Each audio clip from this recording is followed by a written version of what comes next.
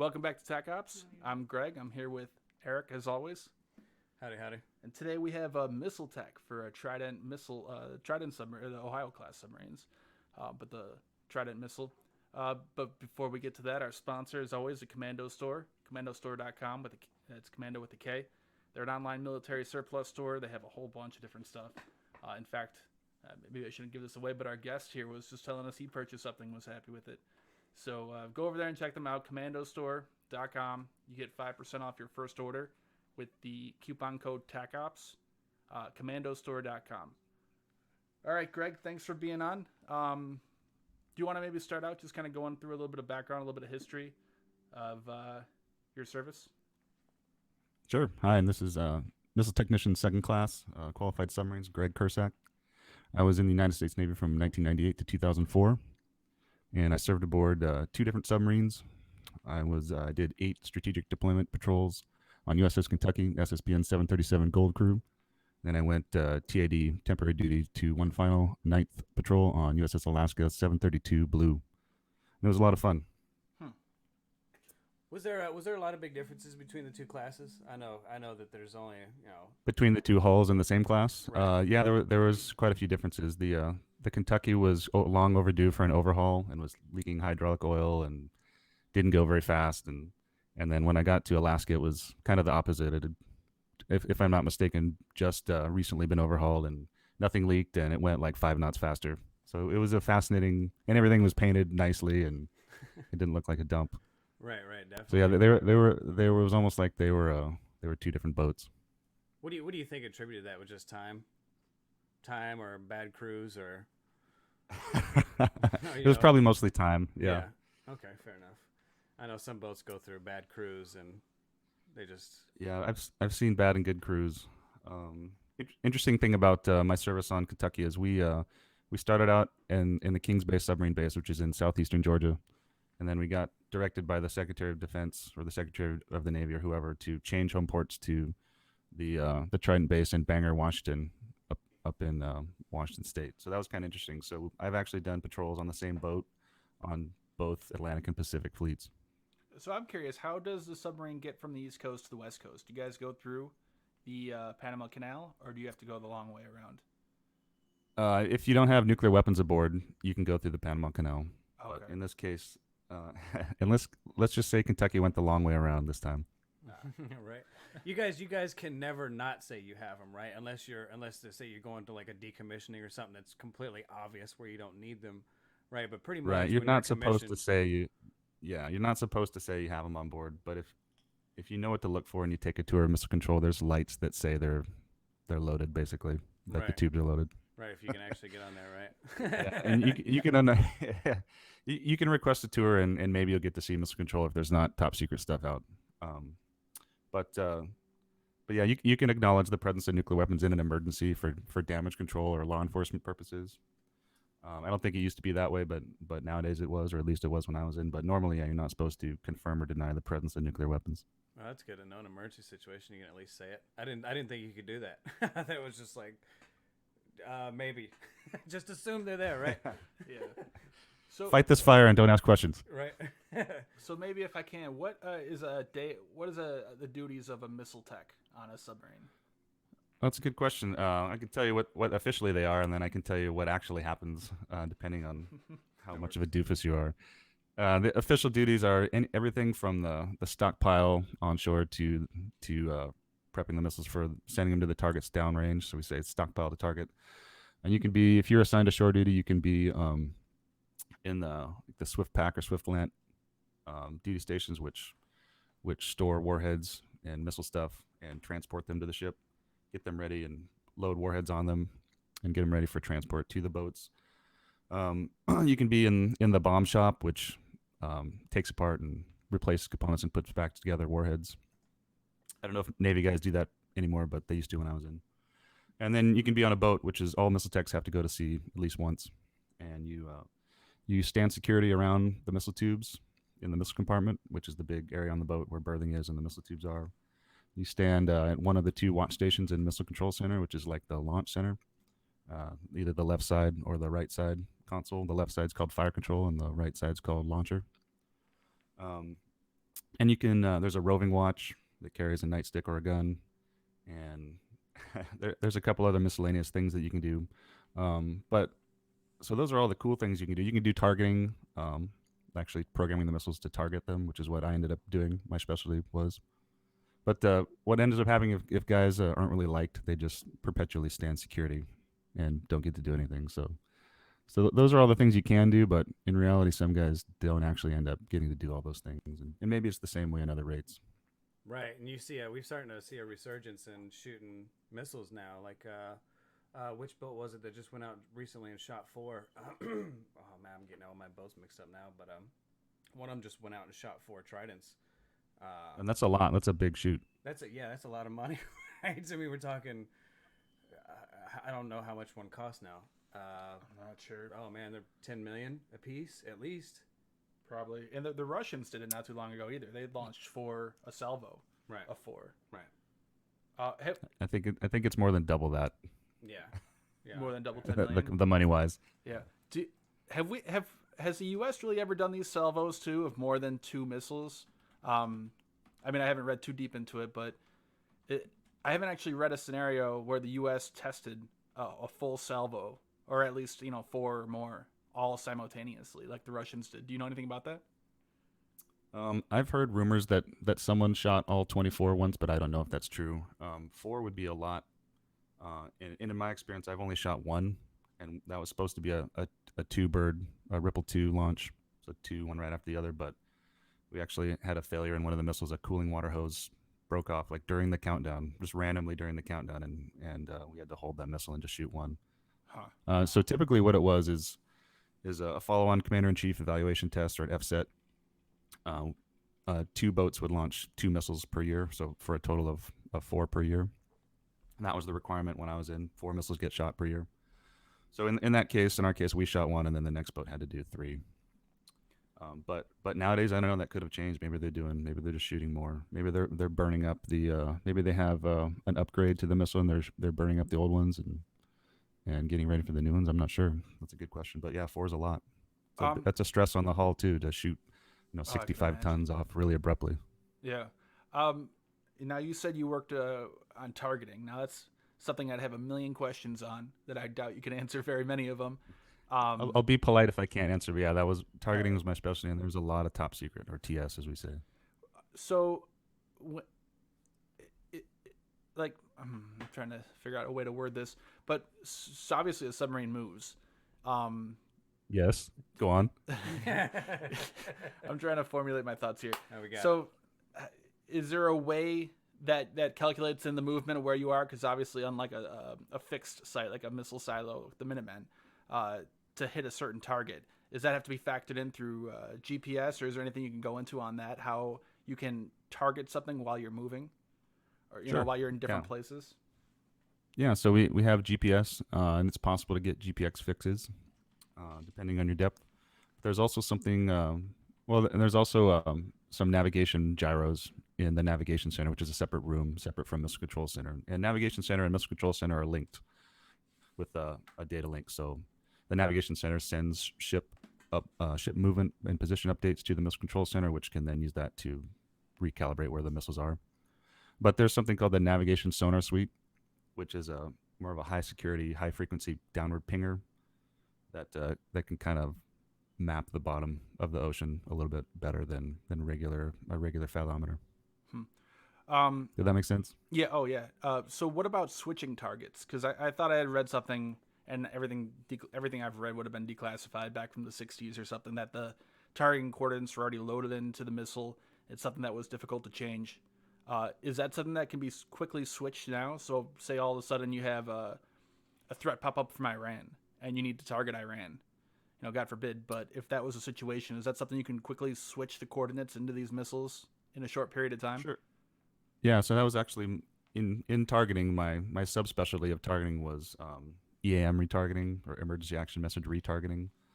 I was the data entry supervisor for what we would call the retargeting team.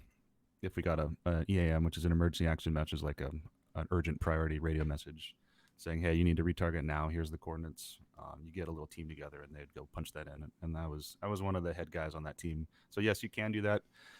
It takes some amount of time, 5 to 20 minutes, depending on how skilled the officers are that use the crypto and how skilled the enlisted guys are that are running the computer down in missile control.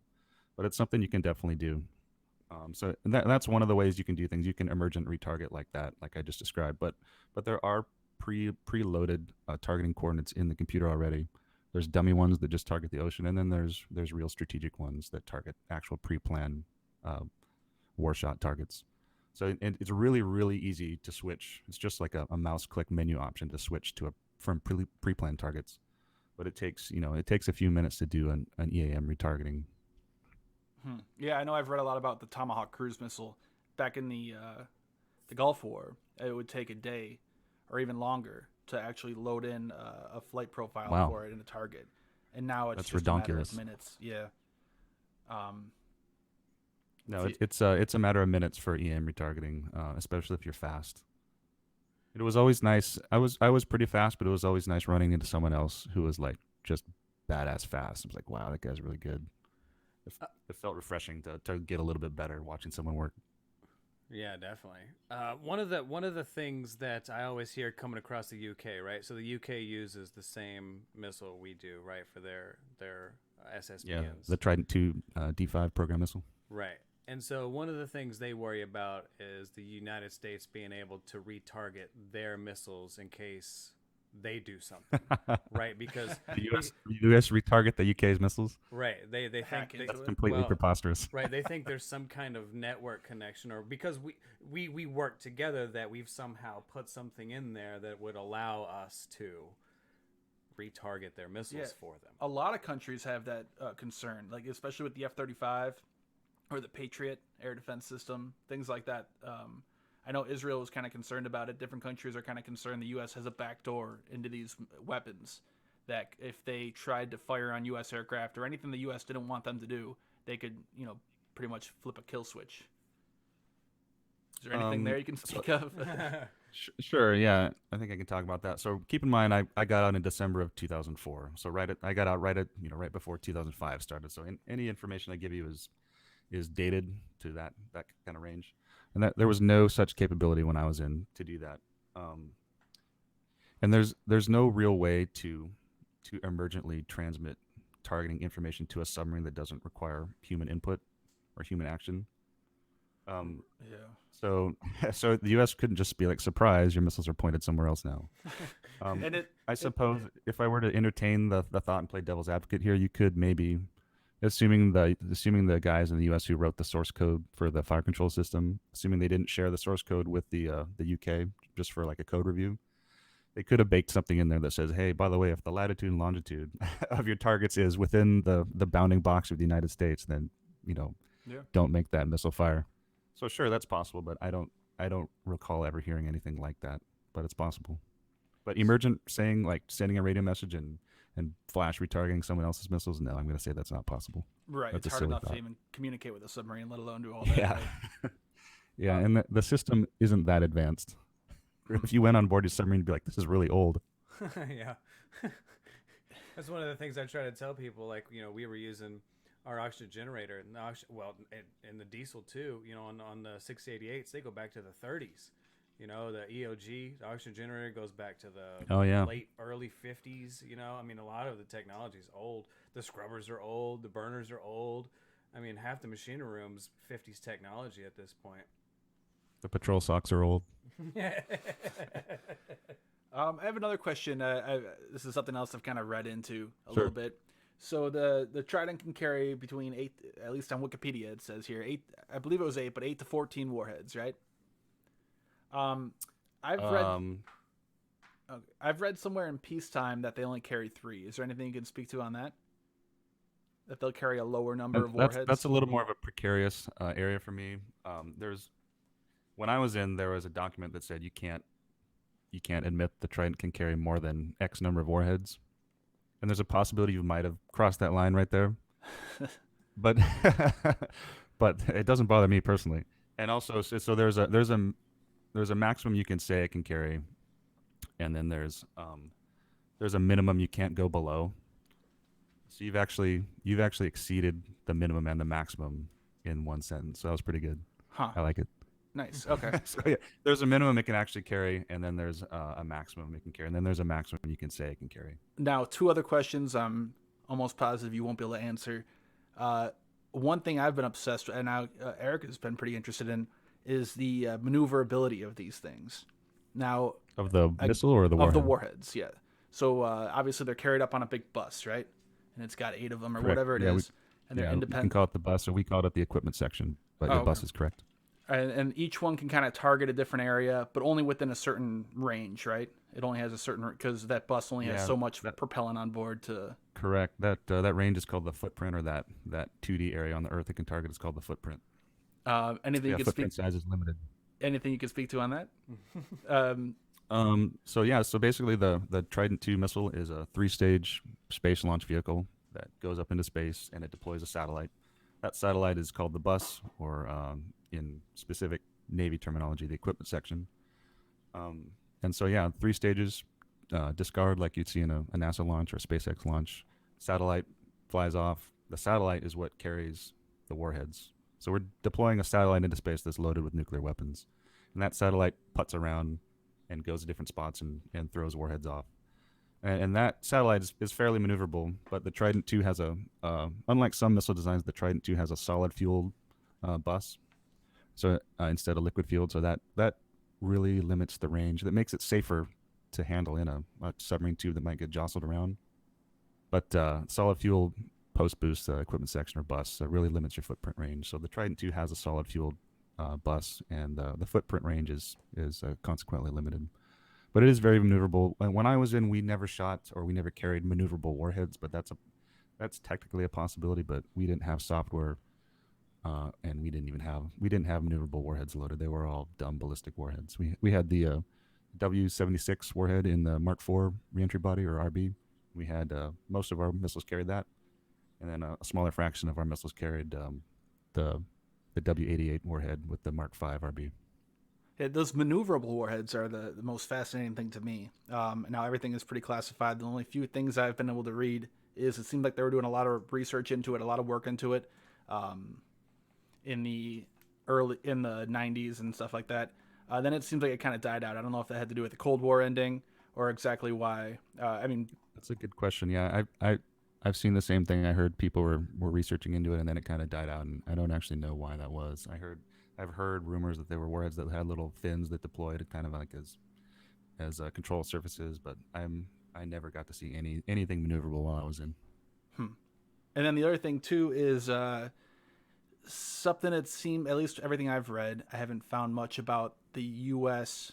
continuing to use or using any sort of decoys or inflatable balloons to kind of throw off ballistic missile defense systems like Russia's that A-135 or the A-235 now they're working on.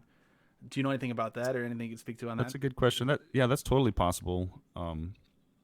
You wouldn't even need to tell the system I imagine you wouldn't even need to tell the system you were deploying a decoy. You just need to have it match the interface of a warhead, and it'd be like, all right, here you go, but it would really be a decoy. The bus can kind of juke a little bit and maneuver defensively in a way without being too specific. So you can, there's some decoy maneuverability built into the bus itself, but we never shot any or carried decoys. But yeah, it's absolutely a possibility you could carry decoys. Right, and so one of the things that people always talk about is how you can dial a yield, right? So one of our listeners on live on YouTube was asking how you can dial what they call dial a yield, right? So you can change the yield of, I guess, the Right. warheads specifically to make them go from, let's say Just 5 the gas kilotons boosting to or 50. whatever dial yield does, yeah. Right. Is so that just like a switch? Is it just like, I'm assuming it's just a knob, like would you just turn with a Yeah, it's flathead just a knob you screwdriver? turn. That's more of an Air Force thing. Although okay. I On the did see gravity bombs? some Yeah. documentations that talk about that. Yeah, and when I was in, we did have some Air Force documentation that talked about that and command disabling and stuff like that, specific to the B-83, for example. But and I know the TLM-N had dial a yield. I think it was a 2-position switch in that case. So maybe that's what the Navy had. But the W-76 and the W-88 that the Tridents carried when I was in, we didn't have dial yield capability. Okay, yeah. I figured it would be kind of weird if you're going to have it in the tube. Like, Are you gonna have like an climb on board. access and Yeah. access into the tube to change something? I mean, I guess you probably could, but it just never really made any sense to me. You'd have to actually get Yeah. inside the thing. No dial yield capability on the Tridents. Maybe it's just like a setting now. It's just a drop down box. Oh, we're gonna go with a 50 today. Let's go into 150. I'm feeling pretty good today. Like remember I the mean, thing in theory, you could do that. Like you could have a solenoid valve in the gas boosting system of whatever warhead, the W76 or something, that a digital interface says, okay, open or close, and that could change. have like a change drop the warhead. like a GUI interface and everything. Like remember the missile threat, the false missile threat in Hawaii Oh, that yeah. happened. I a year or remember so that. ago? That was embarrassing. Yeah, it was just like a drop down box that somebody just clicked the wrong one and it sent out a mass text or notification to That's everyone's what they cell want you phone to think. in Hawaii. Yeah, right. No, that could very well have been what happened. I think that's most of the technical questions. So you know, God. but the next thing I wanted to say is Eric and I are kind of obsessed with these reentry vehicles, the pictures of them coming back down into Earth. Just Yeah, streaks they those leave look across pretty the sky. sweet. Oh yeah, I mean that's our background. That's our logo. Yeah, if you guys are watching YouTube live, you can see I'm scrolling through the Discord server for Atomic Porn, and this is where I try to upload all of the cool missile streaks. I guess I don't even know just the re-entries of the different MIRVs and everything, and how you can see them do different acts, I guess, different tricks, and they're gorgeous. I think they look better than fireworks almost. And talking to guys who've actually been out on the Kwajalein Atoll and have been kind of like sitting under these things, watching them hit next to them it's freaking scary, man. But The funny thing you told me was if you see a bright light in the sky and it's starting to streak off to the left or the right, you're okay.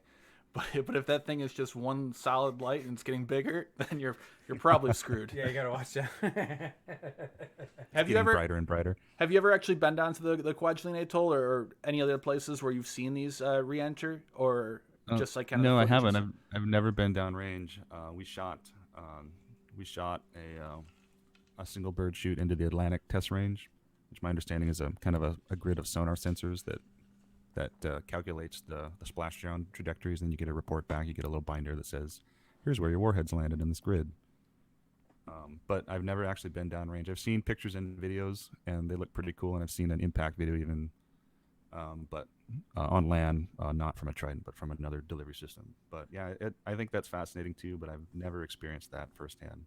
I think the Tridents just splash down into the water, though. Yeah, I was watching a documentary where they were firing out, and I think it was a Minuteman out into the Kwajalein Atoll there, and they actually had a contest. Like for every 100 feet they missed their target by, they'd have to, or maybe it was 10 feet, forget the exact number, but every X amount of feet they missed by, they would have to drink a beer.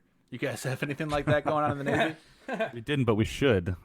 There's a trick on a Trident to maximizing your accuracy. There, when you load, so the missile's inertial measurement unit, or the IMU, is not along the vertical center line, not centered on the long axis of the missile. It's far off to one of the sides, and the reason that makes a difference is if you rotate the missile in the tube, or if the missile accidentally gets rotated in the tube, that IMU being on far to one side will actually not be in the same place it thinks it is anymore, and that can affect missile accuracy, even if it's rotated by minutes of angle, which is how we measure. It's either seconds or minutes of angle. So yeah, when you're loading the Trident missile, if it's contacting the lateral support Teflon pads and it twists a little bit, that wherever it settles, if it's off twisted, that'll mean like, hey, your missile's going to be a little bit less accurate than it should be. I've also read a little bit that some of the missiles, they'll actually use information from U.S. satellites that will calculate down to, the tiniest number, the gravitational anomaly. I can't even say that word.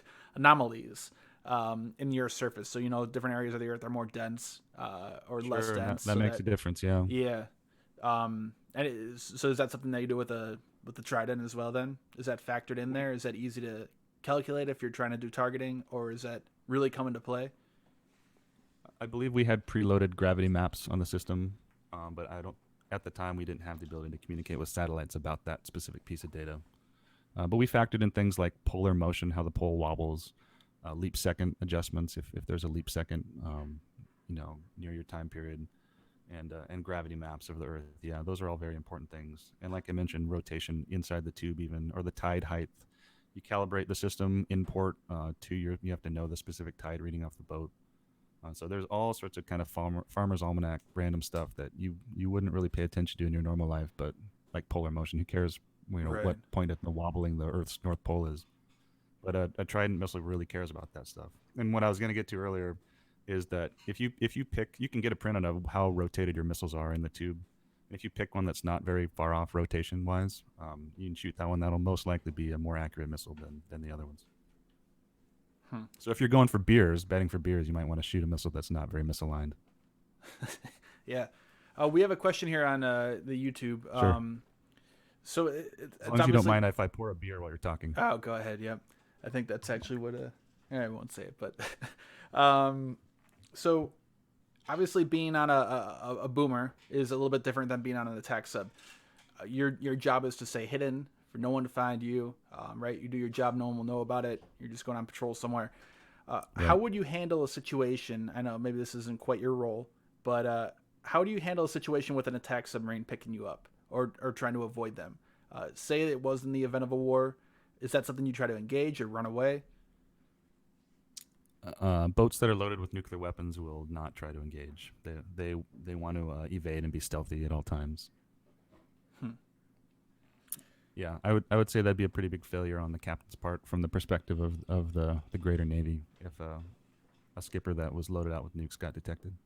Yeah, if you got picked. I was talking. We had someone on who Jeff Bolton. He was the first civilian to fly inside the B-2. That was my favorite episode of your guys, and my opinion. I didn't know who he was, but I got to know him through that interview, and my opinion of him just skyrocketed up to like maximum. I was like, this is a cool guy. Yeah, he really was a cool guy. Yeah, so after we were done with the podcast, we actually talked to him for another, I think it was another hour after we were done. Cool. The first guest we actually talked to for a while. Really good guy. So he was kind of talking about that too, how their job is to remain hidden. And, if they really have no defenses, right? At least on a boomer, you do have the Mark 48 torpedoes. You can fire in self-defense or decoys or this or that. Right. The B-2, they don't quite have that. Another question I have for you, what do you make of the Columbia class? So obviously that's the new replacement for the Ohio class submarines. Is that something you think that's extremely needed? Because I know there's a lot of people who want to kind of put that off for budgetary reasons, keep the Ohio class running for longer. Also, they're going to be building less Columbia class, and also they're going to have less missiles in it. Do you think that's a good thing or a bad thing? Do you think that's going to be enough for deterrence, or what? Good questions. I'm going to get into a little bit of personal opinion here, since I was so deep at the deck plate level involved in maintenance and stuff with these missiles. I didn't just do targeting; I also did, cleaning and maintenance and on all. When I was in, we had 24 missiles, 24 tubes, 24 missiles. So, and honestly, the Tridents are getting really old, and the subsystems are starting to fall apart and get really bad. Maybe not catastrophically bad right now, but they're getting older and older and older. So. And you could say, well, why don't we just build more replacements? But these things, like we were talking about with the EOGs and the scrubbers and stuff, some of these systems, the missile heating and cooling system, some of the other systems that support the Trident program are really, really old. Not quite that old, but still really old, like maybe 60s or 70s era technology. And that whole infrastructure is just old. The supply chain is old. So what we really need a refresh, and I think the Columbia class. What I'm hoping is the Columbia class will really refresh the Navy leg of the strategic triad and get us back to where we need to be. Because right now the Tridents are fading slowly into obscurity day by day. So do you think that's a lot of that's because of the subsystems? Yeah. So you think that's we might need a new missile then as well as a new a boat? The Trident 2. I worked on the UGM-133A variant of the Trident 2, and that wasn't too bad. There were some components that were very old, like the guidance computer and the flight control computer had like really old technology in them. But I would say overall those were pretty reliable. I've heard there are upgrades that have happened since I've been in, and there were some issues with the propellant life, propellant off gassing when I was in. So if just refresh the propellant and refresh the electronics, the overall Trident airframe and stuff, in my opinion, is pretty good to go as long as it gets a digital and propellant upgrade. Right. But yeah, so Columbia class needed badly, as many boats as you can build. But I do actually think that less missiles are a good thing, and part of the reason for that, obviously, more missiles is more power, but there's in reality, when I was in, the number was 24. Um, but 24 missiles was a lot for even a whole division of 18 or 20 guys to work on, and so I would be happier if I just went back to a boat tomorrow if there was a smaller number of missiles. I don't want to say as small as possible because I like the fact that we have a lot of missiles, but yeah, Columbia class boats with fewer missiles I think is a good deal. Yeah, I know Greg asked you about the differences between the fast attack and the ballistic side, but I know we were actually tasked a few times to go out and test. I want to say it was the Kentucky, maybe it was around 2005, so it was probably after you were already out. I'd probably just left. And it was people ask, how does these small countries in Norway get diesel subs to go in and successfully attack an American aircraft carrier, right? It's because they're that damn good, right? And even watching the fast attacks go after the ballistic missile subs was pretty dramatic. Like, once you got them, you pretty much got them. I mean, at this point, I don't think there's anything the fast attacks can't really get. And it was not necessarily embarrassing, but I think it was embarrassing for you guys. That's all I'm saying. I fully admit that we would get our asses handed to us in any fight against a competent and quiet enemy. Not that they're quiet, but we've gotten found by some friendly P3s before, and they just beat the crap out of us with sonar buoys. Oh, that's rough. It was clear that we lost that one, and because we had, I assume we don't now, but at the time we had no anti-air capability. I assume it's still that way, but yeah, the P3 will kick the crap out of a Trident, and I would believe that we would usually lose fights to almost any submarine with a competent crew, especially a diesel boat on the battery. That's like my worst nightmare. Because I something I don't think I told you guys. I cross-qualified sonar. When I switched from Kentucky, went TAD to Alaska, my top secret clearance had lapsed. The Kentucky made a mistake and didn't update it. So Alaska's like, hey, your TS isn't current. You need to do something else while we get this fixed, so you can stand sonar.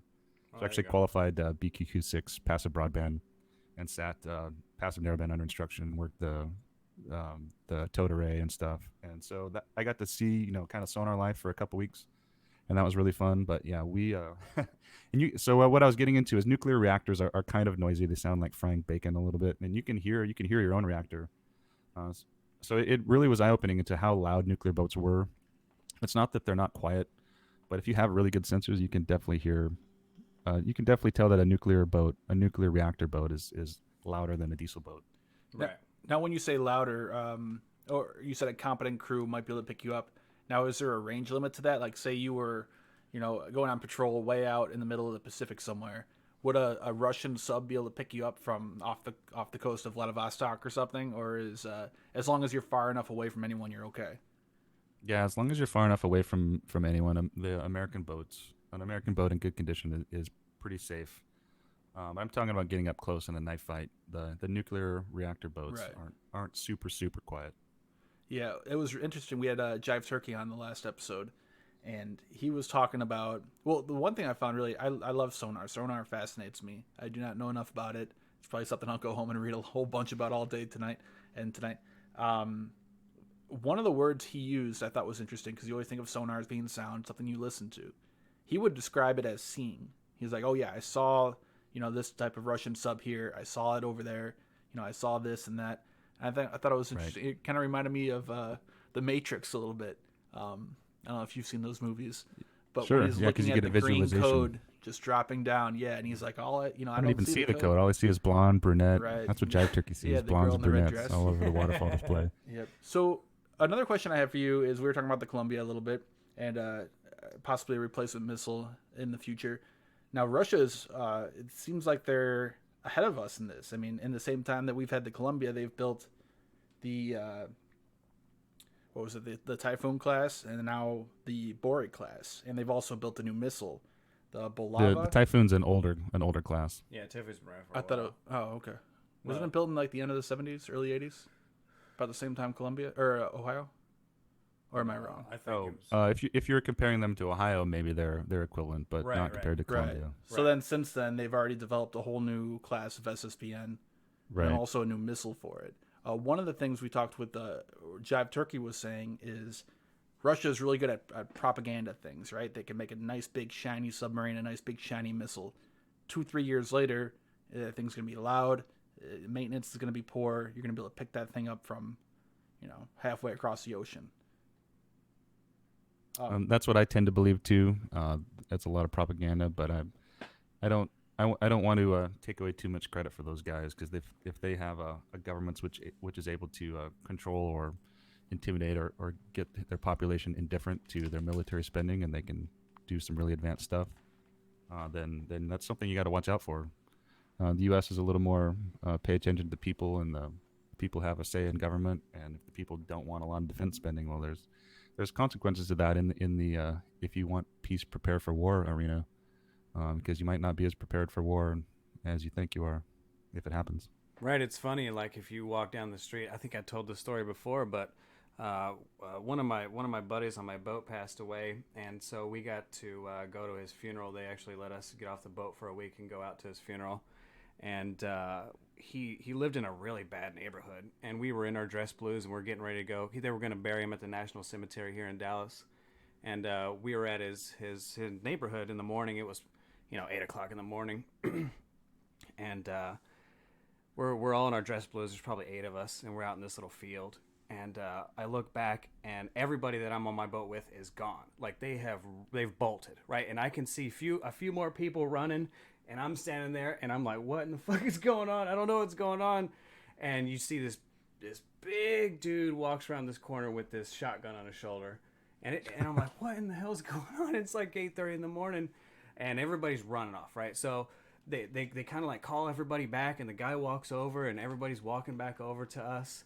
And he looks at us and he goes, I don't know, I'm sorry if I scared you guys. This is a really bad neighborhood, and I just walk around with a shotgun so people don't fuck with me. I was like, dude, it works. Like, we were scared as shit. And, having that big stick it's scary, right? It's scary for everybody, right? That dude doesn't want to walk around with a fucking shotgun, right? But he does. And nobody in the neighborhood wants him to, but he does. And it works for what he needs, right? So, I don't know. Right, it gets him peace from his perspective, Right. even though it's a scary thing. It's a scary thing to look down at a missile without a nose cone on and see, Mark IV reentry bodies that have real W-76s in them. That's ominous. I mean, I thought it was ominous, and I was a senior missile tech at the time. But it's weird to say, oh yeah, hey, I work on nuclear weapons, and they're important to our nation's safety. But it sounds weird because you shouldn't have them. I never wanted them. But it's like, hey, logically, this is a necessity because of the way the other groups and actors are out there, the way they might treat us if they want to take advantage of us. This keeps people from taking advantage of us, and for that reason, it's important. Right, and I think that's a good analogy. Right, and you worked on a special version of it, right? You worked on the second strike version of it, which is if everything fails, if all else gets struck, it's up to you guys. It's up to you. 8 or I think you guys have what 8 on or 8 out, 4 on patrol at all times, right? It's 4, 4, and 4. We had I think I'm getting a little hazy on the numbers. It's been a while, but I think we had maybe 2 alert in each coast maximum, so 2 alert Pacific, 2 alert Atlantic at the most. So yeah, 4 on alert maybe. Right, 4 on alert, 4 on and then when I say alert, that means ready to launch. Right. Yeah. That's probably pretty close to what it was. And that's come up a lot too with talking about India. So they're trying to develop their own submarine nuclear force too, to deterrent. And a lot of people have talked about this 3-to-1 ratio where you have 1 deployed, 1 in port, and then 1 maybe in maintenance or in dry dock, like you were talking about. Right. Now India is interesting because they have to deter 2 different countries, Pakistan and then China too. And the range of their missiles right now can't really cover both from the Indian Ocean. Right. So they're gonna have to go around. Now, the other real interesting country is North Korea. Now, if you want to get into that a little bit, I don't know how much you've been following up, but it looks like they're converting an old Romeo class Russian submarine that they got, and they've kind of stretched out the sail in the central part of the boat, so they can fit 3 missiles in there.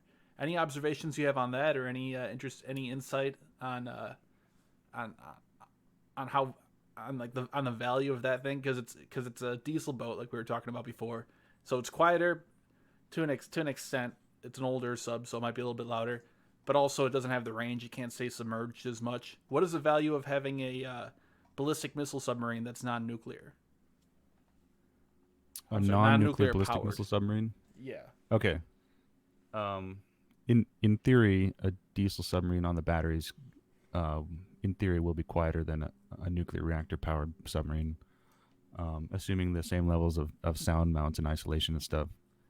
I don't know if that's the case, but and we're talking about North Korea, right? Yeah. Yes. Because if North Korea having nuclear weapons that are mobile and can get closer to the United States, I think that's a bad deal.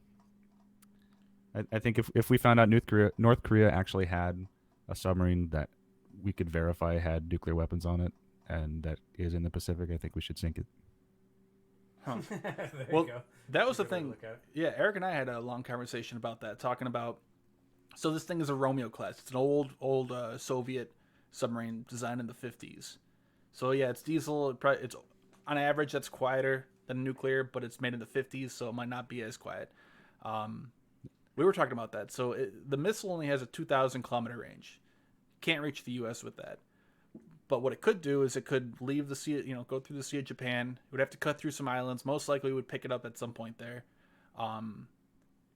We were really talking about what do you do with the sub if it starts just going toward the U.S.? Do you sink it then? I mean, is that an act of war then, or? Yeah, absolutely, I would say sink it. Huh. But that's kind of counterintuitive to what you do, right? Because you're out there doing the same thing, so you wouldn't want them to necessarily sink you. I mean, I guess they probably could if they wanted to. It's North Correct, Korea. but I would say not. If you looked at Earth from the perspective of a benevolent entity looking down at us, I would like to think that not all the countries' intentions were equal, and at least from my perspective, knowing some of the top secret and public intentions of the United States when it comes to nuclear weapons policy, we're definitely one of the relatively benevolent ones, especially if you factor in Russia and China and North Korea. So I would say North Korea is definitively one of the bad guys, and they should not be allowed to have nuclear weapons, even if that's unfair, because the United States also does have nuclear weapons. So there's not a parity of benevolence between North Korea and the United States, and they absolutely should not have some things that we can have. I hear you laughing, whoever that is. So It's chuckling at me.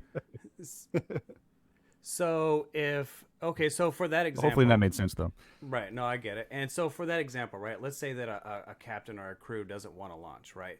One of my favorite episodes of submarines, right? And when it comes to like submarine movies, submarine TV, is the first episode of Last Resort, right? It was this ABC show where a ballistic. I don't know if you've seen it, Greg. It's the first episode. I haven't. I'm Great. sorry. The first episode's really great. You got to watch it. It's on from ABC. You can probably watch it for free on YouTube or whatever. I don't know, but so the first episode is there's a ballistic missile crew. They're on the USS Colorado, right? Which is actually going to be a Virginia class here soon, so this ballistic missile crew gets a message to launch, right? But they get it on this back channel, right? So it's like an emergency channel. It wasn't on like the main channel they were supposed to get this launch order on. So they were like, well, we need to. Are you there? Yeah, can you hear us? I lost you for like 5 seconds. Oh, okay, sorry. You're good now. So they're talking about, well, we can't launch this missile because we didn't get it on the main channel. We got it on an emergency channel, right? So let's just verify this works, right? So they didn't launch. And as they're trying to verify what's going on, one of the fast attack submarines launches a Tomahawk at this thing and almost hits it, right? So they run away. And now they're like, okay, they tried to kill us before we could even figure out what was going on. Now we've got a boat full of nukes and we're running, right? So they run to this island and they basically hide on the island and they hold the whole world basically hostage with this nuke boat saying, hey, we've got nukes that we can launch, and if you get close to us, we're gonna launch them. So stay away from our island, right? It's a really cool first episode. The rest of the season's not all that great because it gets into like spying and people are having sex on the beach or whatever. It's stupid. But the first episode is great, right? And Standard Navy procedure. Yeah, right. And so the crew's getting stolen by the local people and stuff. It's really stupid, but it's really interesting that you can give an option. Even the captain still has that option, right? Let's say, people always talk about, you can have like a rogue president, or you could have somebody who doesn't really deserve the power to have it, has it. But the captain could still step back and say, I don't know. Maybe Yeah, or the maybe captain not. could actually absolutely not launch. Right. 100%. If the captain doesn't think it's a good idea to launch, he's not going to launch. And I think you'd see that. You'd see that, back when I was in, and you'd see that now. But I don't know how many of those examples you want me to address. Number one, there's a minimum range to the Trident missile, and it's very significant. So if you look at an achievability map of where the range of a Trident missile is, it looks more like a ring or a flattened torus. There's a large minimum range and then a large maximum range. So you couldn't really actually shoot somebody who was close to you. Mm-hmm. But another thing is there's not really a normal channel and an emergency channel. It's kind of it's if you're getting a launch order, it's kind of always an emergency. And even if you got a valid and authenticated launch order, like the crypto checked out, like the the reusable pad cipher stuff checked out, and everything is really top secret stuff, said, yeah, this is a legit message and it says launch. If the captain just is surprised and says, why are we launching? I don't get it. Then he should immediately submit a report that he's being attacked by like a cyber attack. Because you don't just get a surprise launch for no reason, unless you're expecting that from your knowledge of a deteriorating world situation. A nuclear launch order should always be in context with what the captain knows that's going on in the world. It should never be a surprise, even if the crypto checks out. So, have you seen the movie Crimson Tide? I do. I like that movie, even though there are some inaccuracies to it. Obviously, I like that movie a lot. So how about that? What are the inaccuracies that you'd point out? Is that type of scenario possible, or are there checks and balances in place to avoid that? So both. Yes, it's possible, and yes, there's checks and balances in place. One is they lose their buoy, I think, and so one thing is there's two buoys on the Trident. If you lose a buoy, you can deploy the other buoy. And there's other antennas you can use besides the floating buoys. And gosh, where do I begin? So if they get the launch order, they knew of a deteriorating world situation, they get the valid launch order, they're getting ready to launch. They go to condition 1 SQ, just one strategic quarter is like the highest level of like you could launch at any moment. And then they get, if I remember right, they get a message which ends up being a termination order to stop launching. But in English, you see the message just kind of say nuclear launch, like ... and then it streams away. And then they're like, we shouldn't launch. It could be a termination order. Denzel Washington says it might be an order to stand down, and Gene Hackman says it might be nothing. We're going to launch anyway. And so what would really happen in reality is that when you get a message that says launch or not launch, there's the first character or the first number you get. It's prefaced by a number that says what the message is going to say. It's a summary code. It'd be like 200 or like kind of like an HTTP, like a status code or something. That's the first thing that you get. So in case what I imagine that's because in case the message gets cut off, you can say, okay, well this initial character we got is the number of what the message is going to be. It's going to be a termination order. Or a strategic launch order. So right away, as soon as you get a message coming in, you can be like, this is going to be this type of message. So in the movie, if that were to actually happen, they would have gotten that numeric code was going to be like a total nuclear termination message. And even if the message broke off, they would have been like, all right. But even going further, if there's any uncertainty, and I've seen this in war games, in launch drills, in the trainers and stuff, the onshore trainers, where they have a missile tube and the fire control system and the captain's there and everybody's breaking out fake crypto and stuff and acting like it's the real thing. The captain just won't launch if he doesn't have a good feeling about it and he thinks maybe there's some uncertainty here. The captain just won't launch. That's good to know. I always thought it was just like follow orders, bitch. Shut up and follow orders. You know, like we're shooting nukes. We don't want you to not launch, right? Because we don't want you to not launch. I mean, this is the end game, right? But the U.S. I think. Sorry. I think at the same time, I think that they kind of account for a few of them not launching. I would assume that's the guess, right? Okay, let's just assume a quarter of them say, no, not going to do it, right? We could still get 75% off, and we could still do this, and this, right? I think that was always my assumption. Maybe though, there's not as many nuclear weapons ready to fire as you might think, and they're all assigned to do something important typically. So you might have Tridents doing launches to defend a bomber, ingress path or something, and then so that if you don't launch, maybe your missiles are gonna to pave the way for other missiles or other airplanes to come in, and then those guys get shot down because your missiles didn't fly. There's it can get all sorts of complex discussions about what targets might be hit and what the secondary or tertiary consequences might be. But I think any captain would launch if he felt it was the right thing to do. I don't think any captain would chicken out. Maybe there'd be some problems with some individual enlisted guys chickening out, but hopefully that could be dealt with. So And is that something? hopefully that answers your question too. Oh yeah. Is that something you thought about a lot? I mean, being the person who's dealing with targeting and making sure this missile will hit its target, is that something you thought a lot about? I have the ability, or it would almost rest to me to do the right thing to either end the world or save the world. Is that something you'd think about a lot while you were deployed? Yeah, I don't want to say a lot because that'd be kind of weird, but I thought about it occasionally. I didn't obsess over it.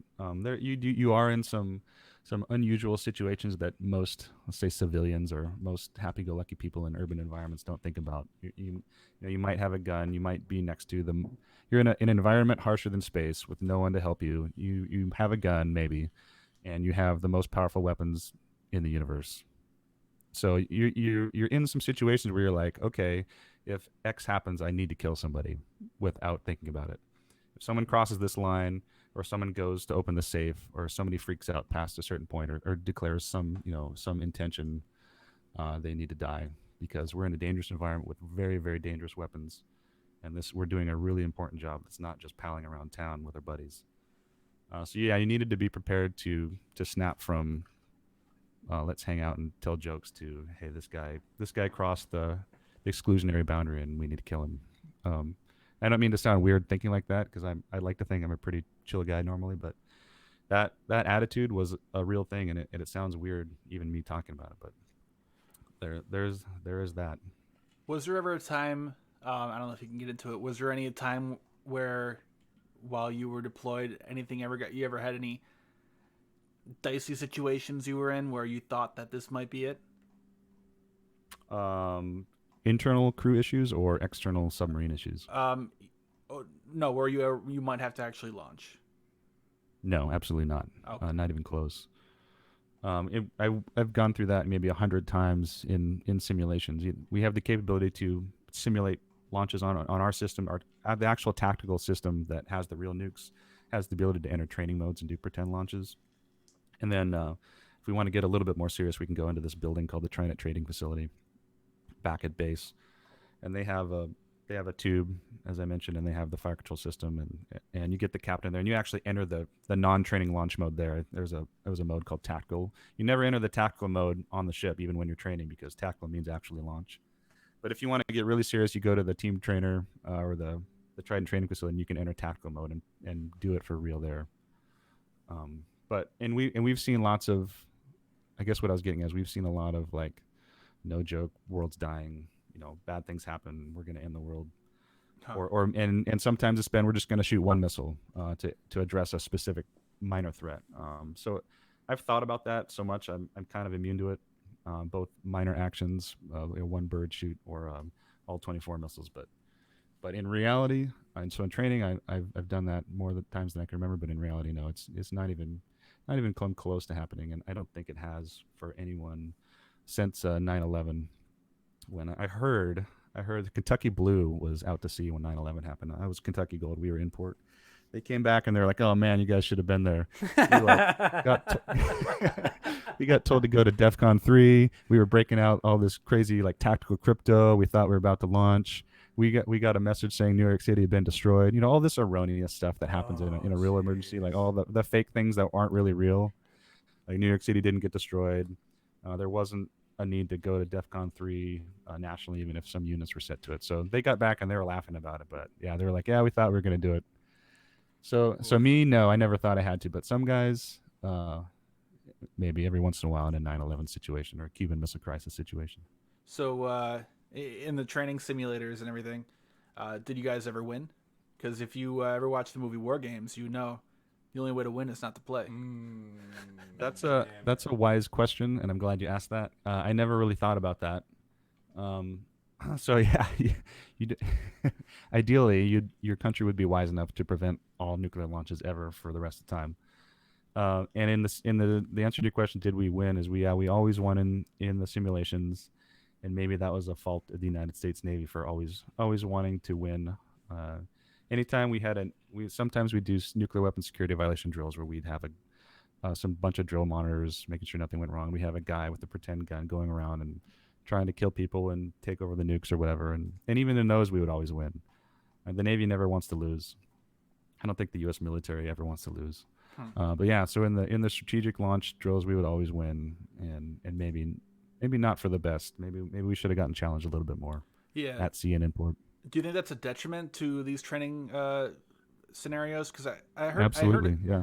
Yeah, I heard a story. This isn't anything related to you, but in the Air Force, for example, Russia has a detection system, targeting, tracking, and detection system called IRST or IRST, Infrared Search and Track, which Right. the U.S. really doesn't have. We're kind of playing catch up now, um, but I heard that there was a training situation where they flew an F-117, and then they had the IRST system, and it was able to pick up the stealth fighter. We spent all this money on making this stealth fighter, which was invisible, but this infrared system was able to pick it up from several miles away. And Sure, I've seen a picture of a B2 on IR, and it was pretty yeah, white in white yeah, hot mode. and and I heard they just canceled the training right there because they just didn't want to hear it. They didn't want to know. I don't know if that actually happened, but I would believe it's plausible that would happen. Yeah, the Navy or the military in general in the United States. I guess one of our disadvantages, if you wanted to talk about our disadvantages, we're really proud, and we don't want to admit failures very well, and we don't want to see ourselves fail, even in training. Right. Even when we need to see ourselves fail, we don't want to see it. Right. No one does. I have a little bit of a different question. You were talking about really the only way to win is to not to play, like I had mentioned from that movie line. Yeah, great game or great movie, by the way. Yeah. Do you said the ideal would be for no one to ever launch a nuclear weapon ever. Oh yeah. Do you think we should get rid of nuclear weapons altogether? Sure, that's the that's the utopia that we all want. Even as a quote unquote expert in the field, whether it's firearms or nuclear weapons, those are things you don't want to be in the world if you had your say. And if you could control everything down to the last detail, you wouldn't want weapons in the world, because that's kind of a sad subject. The idea of hurting people should be a sad subject, and you shouldn't want to do it. You shouldn't want anybody to do it. So, but if you're wise enough to have the perception that's the way you think, but that's not the way other people think, and then consequently, you need to be able to counter their bad intentions. Some people have bad intention. You need to be able to counter that so you can stay safe and or keep your people that you're in charge of safe. Then you come to the conclusion that, hey, we need weapons and in general, and we need nuclear weapons to counter other people who have nuclear weapons. Right, and that's so yes and no, yeah. Right. That's one of the questions too. I mean, even if you ban nuclear weapons, who's to say that Russia won't hide one away or the U.S. won't hide one away? I mean, if everyone else got rid of their nuclear weapons, it would be advantageous for you to hold on to a couple of them. You'd be the only one with them. Right. As someone who's seen the U.S. respond to Russian inspections in Russia in general, the U.S. is pretty benevolent, and you keep hearing me say that the U.S. is. I could go on and on about the mistakes the U.S. and the U.S. military make or are making, either in the past or now. But one of the things we always did really well is we always were benevolent. Huh. Are you guys still there? Yep. Sorry, it just kind of faded out a little bit. Oh, it's okay. Yeah. So I think my laptop went to sleep. I'm using it as like something happened. But yeah, so the U.S. is always everything I've seen, especially related to nuclear weapons, the U.S. is always relatively benevolent with respect to Russia, Transparent. which is the only. Yeah, U.S. is very transparent and very honest when it comes to dealing with Russia, and I've seen that happen with Russian start inspections that I've been a part of, and they like the U.S. didn't lie about anything, and the Russians were annoying little bitches. They'd be like, we'd have like the warhead. It was like super serious mode start inspection. There was like a sniper spotter like pointing at us. And there was these Russians here on the boat. We had the nose cone off a missile. And we had what's called a RVOSI cover on, which is like looks like a vacuum molded. If you imagine, we'll go back to, if you imagine a Trident missile with the nose fairing off, you would just see the missile, then all the warheads pointing up like cones. Right. So we have a cover that looks like a vacuum molded cover for that, that perfectly fits on and covers all the cones, and you just see like plastic molding sticking up of the cone. So that's what the Russians get to see, and it's molded in the shape of the maximum loadout. So even though, so by the way, if you download your space launch vehicles, you get extra range out of them. But we show the Russians that we're loaded out to the max, because that's what the cover says. So they get to inspect the cover and our maximum capability. But they'll be like, if you think you are hiding other weapons under this, it's just stupid because there's like not even a millimeter of clearance between that cover and the warheads. So there's zero room. There's zero room in there to hide any more warheads, and they'll stall for time, and they're just generally dishonest and sneaky. And that doesn't mean the average Russian citizen is, or maybe they are just because of cultural issues. I don't know. But the Russian government people, when they're interacting with the U.S., they're a little bit on the sneaky side, and I always noticed that we weren't that way. We were always transparent with the Russians, from my perspective. So the other, and I'm not advocating for either side. I find the question fascinating whether or not nuclear weapons should just be completely gotten rid of. Right. The other side of the argument would be that nuclear weapons have prevented a World War III. Any thoughts on that? For example, you could give many examples throughout the Cold War where maybe if we did not have nuclear weapons, there would have been a World War III of the U.S. versus the Soviet Union. Yeah, that's possible. I tend to believe that, but I'm willing to accept that I might be wrong. I don't know what the sine wave cycle of conflict and peace would look like if you go back through history enough.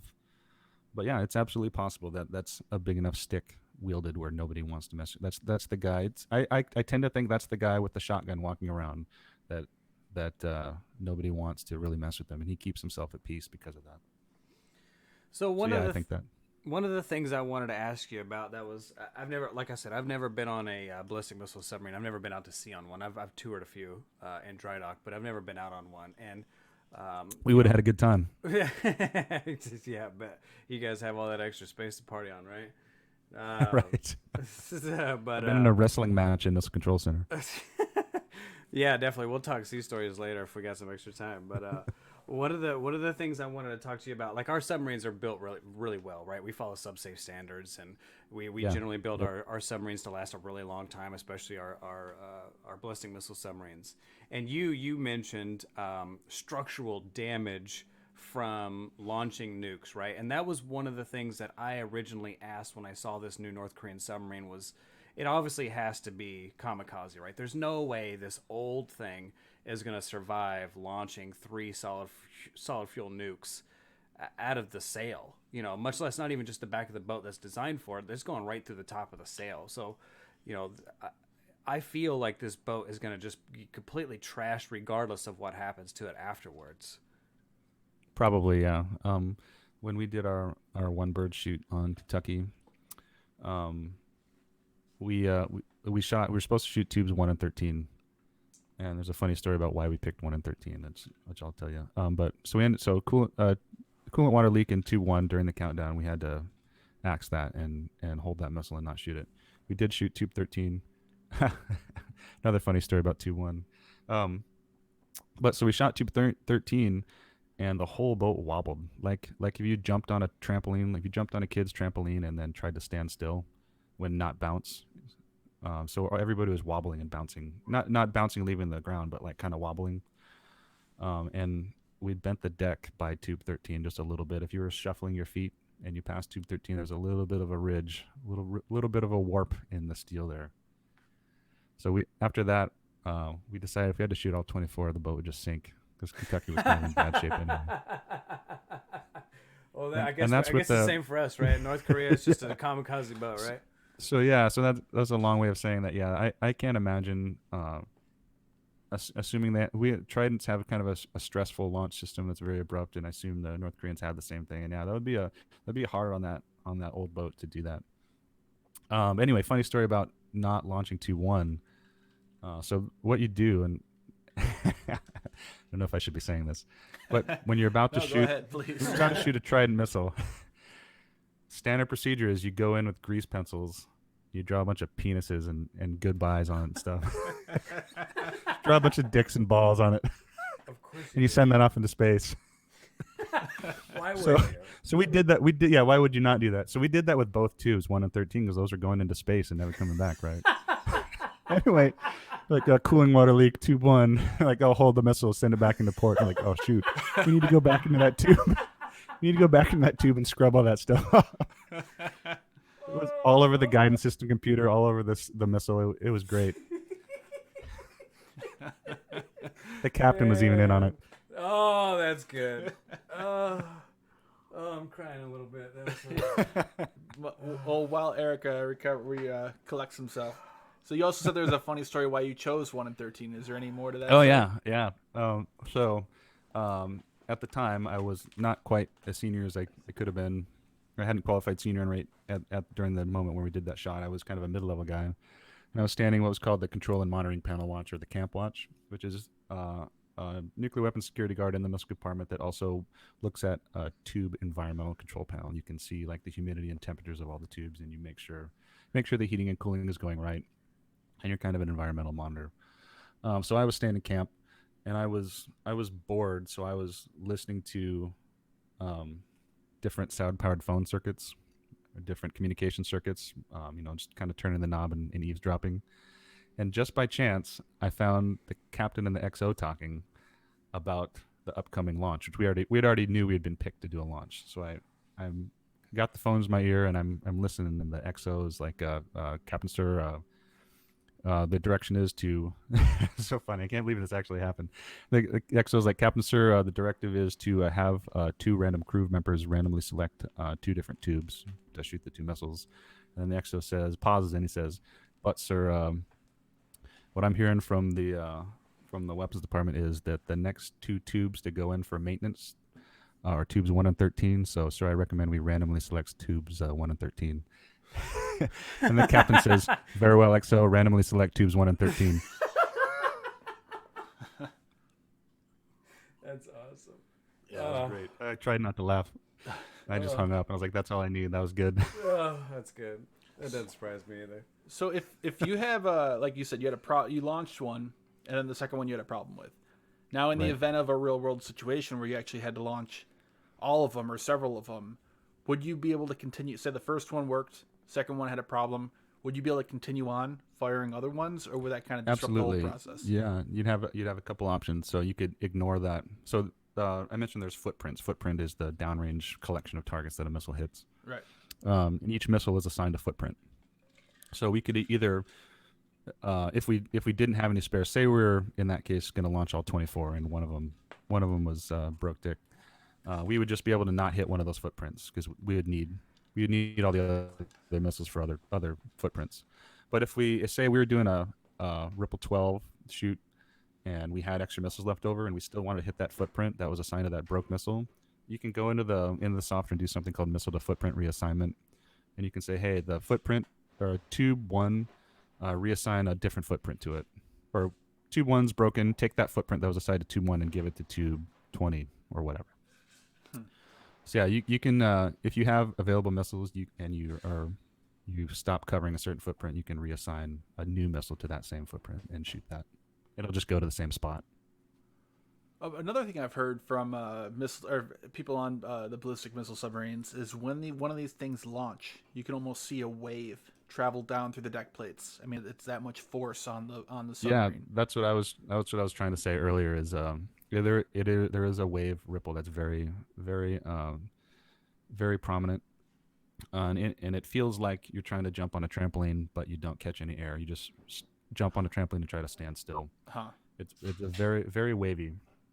And you can perceive that the whole boat's doing that because you can feel the sine wave, and you realize it must be propagating through the whole ship. Yeah, it's a significant wave. It makes the whole boat wave. Huh. Yeah, I had to step away real quick. I might have missed that. Oh, no problem. Another thing, maybe you might know a little bit about, maybe not, is the difference between solid fuel and liquid fuel missiles. So obviously, solid fuel is much more safer, right? It's much more simple. Probably easier to maintain. You don't have all the complicated valves and plumbing and pumps and all that stuff, right? Sure, there's trade-offs. Right. And almost all the missiles today are all solid fuel. Like whether it's the Bulava, the Russian one, or the Trident, or the Minuteman, or anything. Now, one thing I was fascinated about was that there were liquid fuel submarine launched ballistic missiles. I don't know if the U.S. ever did that. That terrifies me. Yeah, exactly.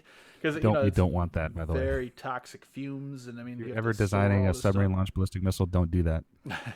Well, I don't think anyone does anymore. But I was looking up here, the R-13, one of the early, the NATO code name, maybe you might know it, the SSN-4. It's old Soviet era. I don't. I'm sorry. Old Soviet era submarine launched ballistic missiles, liquid fuel. So you might not be familiar with it, but is that something you have to store separately then and then fueled? Because I know even with land launched missiles, like the early North Korean ones, just a few years ago, till they finally kind of developed the solid fuel weapons, you have to store that propellant separately, right? That's So my understanding. Like a Titan II, maybe a ICBM or something, like hypergolic propellant or whatever Yeah. it was. You keep it separately and then you fuel it.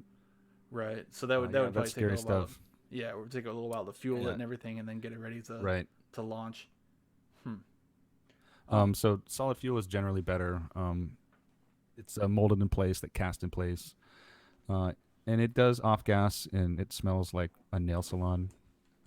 So eventually, it'll kind of make itself deteriorate and fade away. Yeah, it smells exactly like you're walking into a very busy nail salon if you open a hatch on a tube or access door. But yeah, it's safer. It burns hotter and more energetic. It's more shock stable. If you accidentally puncture the side, it's not going to leak out.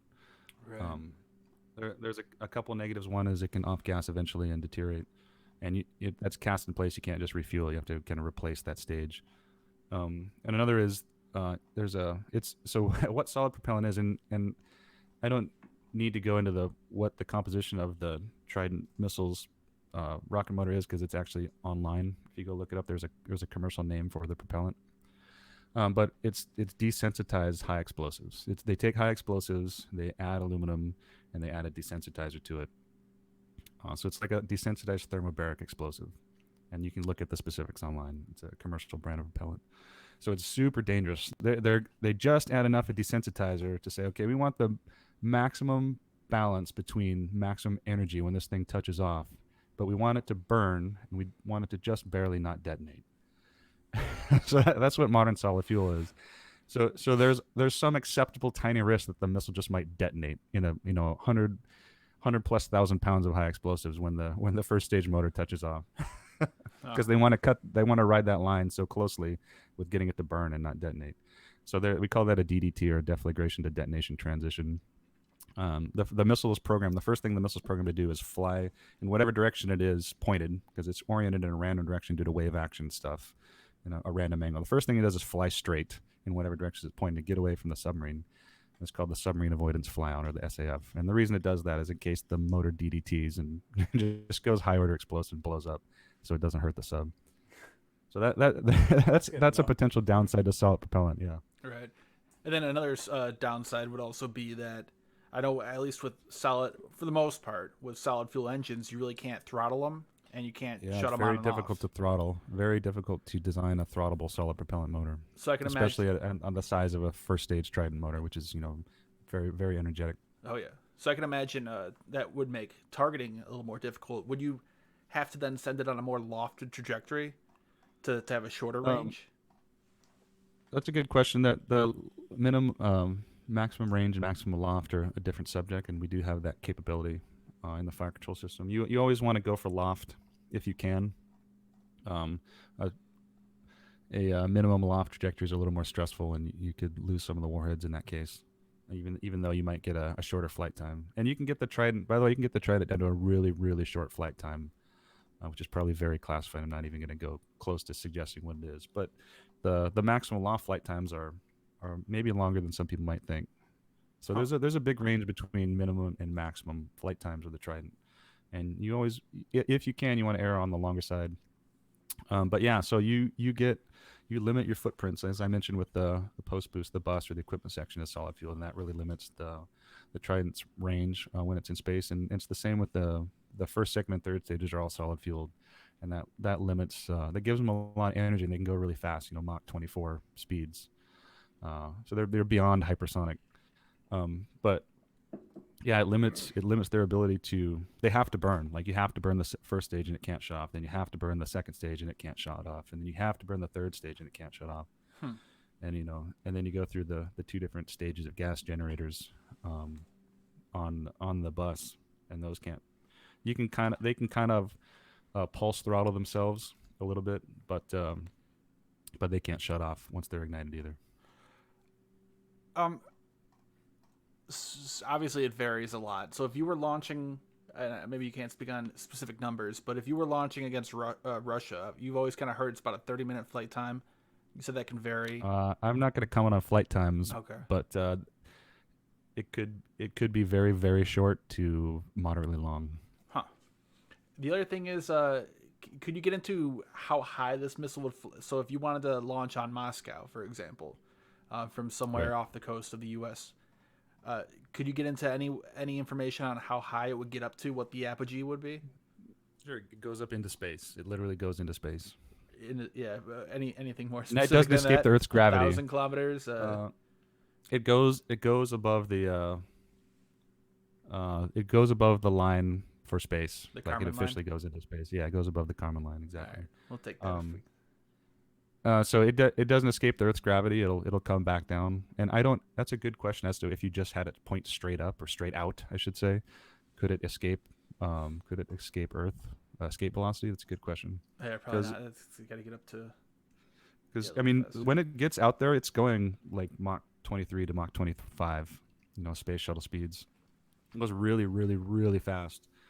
And those warheads slow down when they decelerate in the Earth's atmosphere, but when they're hitting the ground or hitting their burst altitude, they're going faster than you might think. They're So- still going beyond hypersonic. Oh, really? Oh, that was the other question. Short question on that is Yeah. the So if reentry hypersonic is Mach 5, probably. Right. Yeah, I think it's around there. Yep. Yeah, the Trident is going, 5 times that fast, and the warheads are definitely going faster than that, even when they impact. Right. So when you're actually coming in through the atmosphere, that'll obviously create a lot of drag and slow you down a lot, but you're still going hypersonic Yes, at that point. extremely, like 80, 90 Gs of deceleration maybe on the warheads. I Oh, wow. forget what the numbers are, but yeah, if you're trying to decelerate from Mach 24 to, something faster than hypersonic, it's a lot of stress, a lot of heat.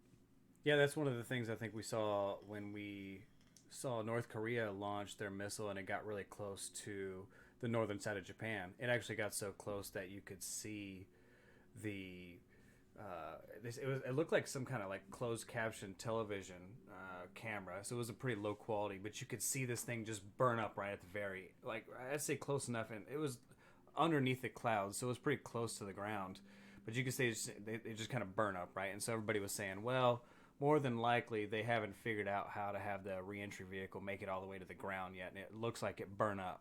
But I've also seen photos, which we were scrolling through before, of it looks like it was designed to almost blow up.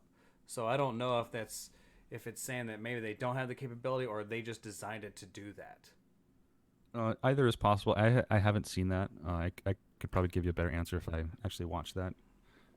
Some of the tests. So when the U.S. does a test shot, they'll replace the warheads with telemetry, like things that are balanced. They feel to the missile. They feel like a warhead. They're weight balanced. Right. They send data back to the ground stations. And those impact the water. But then they'll usually also fly an actual real Mark 4 or Mark 5 RB reentry body with the W88 or the W76 warhead in it. But they'll have special W88s or W76s where the DOE takes the plutonium pit out of them, and all the they do denuclearize the warheads to see if the actual warhead still works. So they'll just let the high explosives blow up and think they're going to detonate the plutonium, but there's no plutonium. So yeah, we'll do shoots where we actually launch real warheads without plutonium or tritium or whatever in them, and they'll blow up like they think they're blowing up nuclear. So yeah, you'll see those come down and those blow up. Has there ever been? I think there was one, and I cannot remember for the life of me right now off the top of my head. Remember the details. Has there ever been a full end-to-end test? Obviously, before the Comprehensive Test Ban Treaty that you know of, where you actually launched from a submarine, you launched a missile, it flew several thousand miles, and then actually detonated with the nuclear warhead on it to verify that all these things do work in tandem. My understanding is that's only happened once, ever, Right? and hasn't Yeah, happened since. I can't remember if that was an ICBM or a submarine launched one. Yeah, there was an SLBM that did that, an end-to-end with a real tactical weapon or a strategic weapon, and a real tactical launch, we would say. And they did that once, but it's only happened once. So going back to North Korea a little bit, you might not be familiar with it, but a lot of North Korean tests have launched straight up, more or less straight up, and come straight back down. One of the problems, one of the reasons they obviously do that is because, to the west they got China, north they got Russia, to the east they got Japan, and causes all sorts of political controversy if they're going to launch a missile over Japan or to the south, or any other direction. They don't have a long ranges like we have, right? Now, when their reentry vehicle is coming straight back down, is there much of a difference between testing this reentry vehicle, its survivability to make sure it can withstand those extreme Gs you were talking about before, coming straight down through the atmosphere versus going in at an angle? I mean, because you're going through a thicker slice if you're cutting through something at an angle, right? Right. It's more stressful to come in through a really shallow angle. Yeah, because they More haven't risk done involved. they haven't done a full test, and I know that's been a lot in the news recently. Whether or not, like Eric was just talking about, whether or not the reentry vehicle can survive going through at a steep or at a different angle, slicing through the atmosphere. My understanding would be that, assuming my knowledge is correct and current, that you if you were doing a test, you'd want to do a maximum loft trajectory. That'd be easier on yourself and the systems. So my question is, so out of the whole launch, what do you feel is the most difficult part to overcome? You mean from the North Koreans' perspective, technical wise, or from my perspective as a Trident guy? Well, just in general, you're a Trident guy and you built your own boat and you want to launch your own missiles, right? What do you think would be the most difficult thing to Biggest overcome? technical hurdle? Is it getting it out of the tube? Is it actually getting the solid fuel to fire? Is it getting it to reenter? What do you think is the most difficult part? That's a good question. I mean, and the first thing that comes to mind is accuracy, downrange accuracy. If you're shooting at something 4,000 miles away and you want to hit within 100 yards, that's really hard. So navigation accuracy would be my number one. But if you were not worried about that, besides that, just getting space vehicles to fly and rocket fuel to ignite and engines and nozzles to work, nozzles to not overheat, and wires not to melt, and going into space, you're talking about a space launch problem, which the smartest minds in the United States government and other governments struggled with for years. So you're really launching something into space, and so imagine look at old NASA movies or Soviet cosmonaut movies and seeing all the problems they had with their missiles and what people 5 times smarter than us are struggling with. Just getting something to fly into space and come back down safely, that's building something that goes into space with high energy propellant and come back down. That's a really hard challenge. One thing I've always kind of been curious is a lot of these weapons are designed to airburst, right? They don't actually impact the ground and detonate. Ideally you want to bombs, airburst. right? So maybe you can't speak specifically on the Trident, or maybe you can kind of theorize on North Korean how they might do it. Is it an altimeter that's in there? So when this warhead, the reentry vehicle, is coming back down, is it a timing thing to know when to actually detonate? Yeah, there are different options. I don't want to give the specific names of the specific options, but there's different things you can set it to do. You can have it inertially calculate its own path and guess at where it is. You can have it. There's a timer. There's radar. There's an impact sensor, and those have specific names in the system. But yeah, there's multiple modes of assuming your or guessing your altitude or knowing your altitude.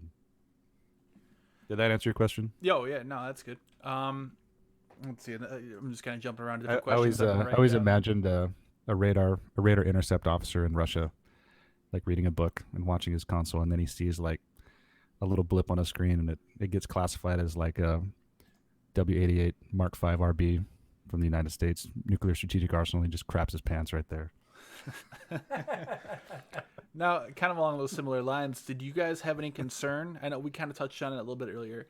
Any concern about these Russian ABM systems, or was there any countermeasures you guys took, or any steps to mitigate that issue of Russia developing more and more advanced ways to try to shoot down? So what they kind of did is they had their own missiles that would fly up there. They didn't need to actually hit it like we have now. They hit to kill vehicles. They just fly up there with a nuclear warhead themselves, a smaller one, detonate, and hopefully blast these, W-88s or whatever it is out of the air before they impacted Moscow. Right. Yeah. So that's a real thing, and the U.S. has some ideas on how maybe they could either mitigate or overwhelm those systems. I don't know if they would work or not, because we've never really tested that. But yeah, we're aware of that, and we have ideas on what we might do to get around that. And one of those ideas is assuming most of those are around Moscow. One of the ideas the U.S. has is just not attack Moscow. So there's scenarios where the U.S. might, mess up Russia really bad and just be polite and say, okay, Moscow's safe. Huh. Just as a gesture of let's stop nuclear war now. Moscow's safe. We got you, but let's be friends now. To hopefully contain the war from going any further. That's exactly, yeah. And the U.S., from my perspective, never really wants to have a proactive nuclear war. And there are occasional things that you'll see in war plans that'll say, hey, we're being nice, now knock it off. Right, yeah. The goal of war, not always, but a lot of times it'll be to defeat the enemy with having the least amount of civilian casualties. Right. That's maybe not the case for everybody, but that is, I would hope to say, at least a goal for the U.S. Yeah. The U.S. From my perspective as a nuclear warfighter, is not a bully, and I appreciated that. It made me comfortable. I did read one. I cannot remember the name of this radar. So they have the ABM radar, their early warning radar, which would detect incoming warheads toward Moscow or toward the general vicinity of Moscow. Cannot remember the name of it. But one of the declassified plans in a nuclear war was to actually hit this radar with 69 different nuclear weapons. Jeez. Yeah, I can't That's a remember good the name of the right, yeah. I wonder if they chose it. Like, hey, Eric, how many warheads should we target at this 70 is thing? too many. 69, dude. Man, 68's not enough. what was so important about this radar? So there's one theory on it, and maybe Greg, you can speak to this a little bit. But so there was kind of a thought process where you didn't want to kill civilians, right? You wanted to keep that number decently low. Ideally, yeah. Right, but then there were generals where it was more almost. Some people describe it as terror bombing, where you're having 69 warheads go out, detonate just right outside of Moscow. It's, scaring the shit out of people. I'm not, if I had any say, I wouldn't be a terror bombing person or a civilian targeter. I know that was effective in World War II, and maybe it was a significant part of the successful war effort. But nowadays, if I was in charge, I wouldn't intentionally target civilians unless there was some overriding need. Right. I mean, yeah. Yeah, I don't put too much stock in that answer, at least, because if you're in a nuclear war, you're already at that point where you don't really need to scare the people, right? It's already a nuclear war going on. As far as overwhelming defenses, yeah, that's an option. I don't know too many details actually about it, but yeah, trying to overwhelm a defense is an option when you're fighting a nuclear war. And I don't think many people know how successful that would be or not. One of the things that they've been talking about lately, which I didn't even know was a thing, right? When growing up watching war games and everything else, it's all mad, right? It's all mutually assured destruction. If somebody launches one, everything goes off, right? It's just all the fireworks go off at once, right? But you always hear recently that maybe there's a limited strike, right? Maybe we just launch we just dial that thing all the way down to low, right? And we train for that all the time. Right. So actually yeah, and that's pretty what I was common going to term. ask you is how, like, do you guys train to just maybe launch one to maybe do we're just gonna scare the shit out of them. We just hit right off the coast. We're not gonna hit anything, but we're gonna let them know that we're, is there more than just launch everything goes. Yeah, there's more than launch everything. Everything goes, and I don't even know that we did a launch everything most of the time. Even a lot of the times it was a limited strike. I don't think we ever simulated a show of force where we didn't hit a useful target. I mean, that could happen. There's some EMP targets, there's some airburst targets, there's some ground burst targets, but it's not always all the missiles fly at the same time at all. In fact, a lot of the times it's not. Wow, that actually surprises me, believe it or not. Huh. Now, is part of that to save weapons or just a lack of targets?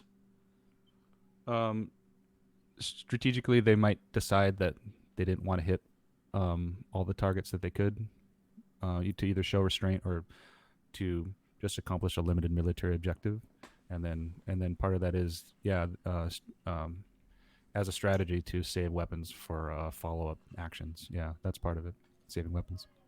Oh, right, because you guys could be that secondary strike, right, or the third strike, or the fourth strike, because Yeah. nobody's ever gonna find you guys. That was one of the things I always joked about with people was, if the whole world blew up, that this whole mutual destruction, but I'd be hanging out. A story You about a guys bunch of wouldn't dudes even- running out of toilet paper. Yeah, I wouldn't even know what happened until I started running out of steaks and stuff.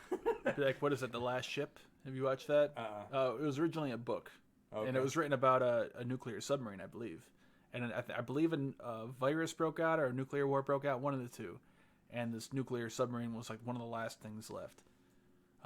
At that point, what would you do, Greg? Would you go down to South America? South America would probably be pretty safe, right? Yeah. Immediately secure a source of toilet paper. Not water. 90-day. That not 90-day food. clock is ticking. Oh man. Yeah, you gotta steal everything, right? You gotta hoard all 90 the days food of stores are running out. Huh. hide all the jalapenos. We had it's funny. I say that we had an officer underway, and he was a specimen. He was a swimmer, and he was in the Naval Academy. He went swimming. Saying he was a fine specimen of a human male. Oh yeah, like if I had sex with a man, probably be this dude first, right? All right. It's, to totally live up to submarine stereotype. I'm sorry, but this guy had for whatever reason he loved to eat a whole bowl of jalapenos. So he would get up in the morning and his breakfast would be a bowl of jalapenos, sliced pickled jalapenos, and it would piss us off because he would eat all the fucking jalapenos. Like we wouldn't even be 2 weeks in and all the jalapenos are gone. Like, damn it, this dude ate like 10 cans of jalapenos. Like, I don't know, but that was his He'd be in like the bathroom the whole time. yeah, he couldn't swim and exercise, so I guess that was his exercise was eating jalapenos or whatever. His mental exercise. Psyching himself out. Yeah. Oh man, good times. I actually That's have. funny. I don't know if you could see our YouTube channel, but we have a photo up of the W88 that you guys would put on the D5 and exploding in the middle of Dallas, and how just traumatic it would be. Just Looks like I'd be safe. all I of do not Dallas. have the YouTube channel up. But No, it's The only problem with that too, we were thinking maybe we should give you it so you can follow along, so you can see what we have on the screen. The only thing is, I think it's like 20 seconds delayed. yeah. So you might Oh, be is like, it? oh yeah, I see that. We don't have it up anymore. We Yeah, so can't. if you guys are reference watching it. us on YouTube, yeah, everything you see is about 20 seconds behind. So But it looks like where Eric and I live, we would both be okay if they hit downtown Dallas. yeah, I'd be all right. Nice. It's good to know. oh, like a Nuke map. nuke map. Yep. Yeah, we're looking at Newt Mac Classic specifically, and shout out to Alex and all those guys who made this amazing map. If you guys get a chance to go on there, and you can see all the different. Yeah, Alex Wellerstein, I think is his name. Yeah.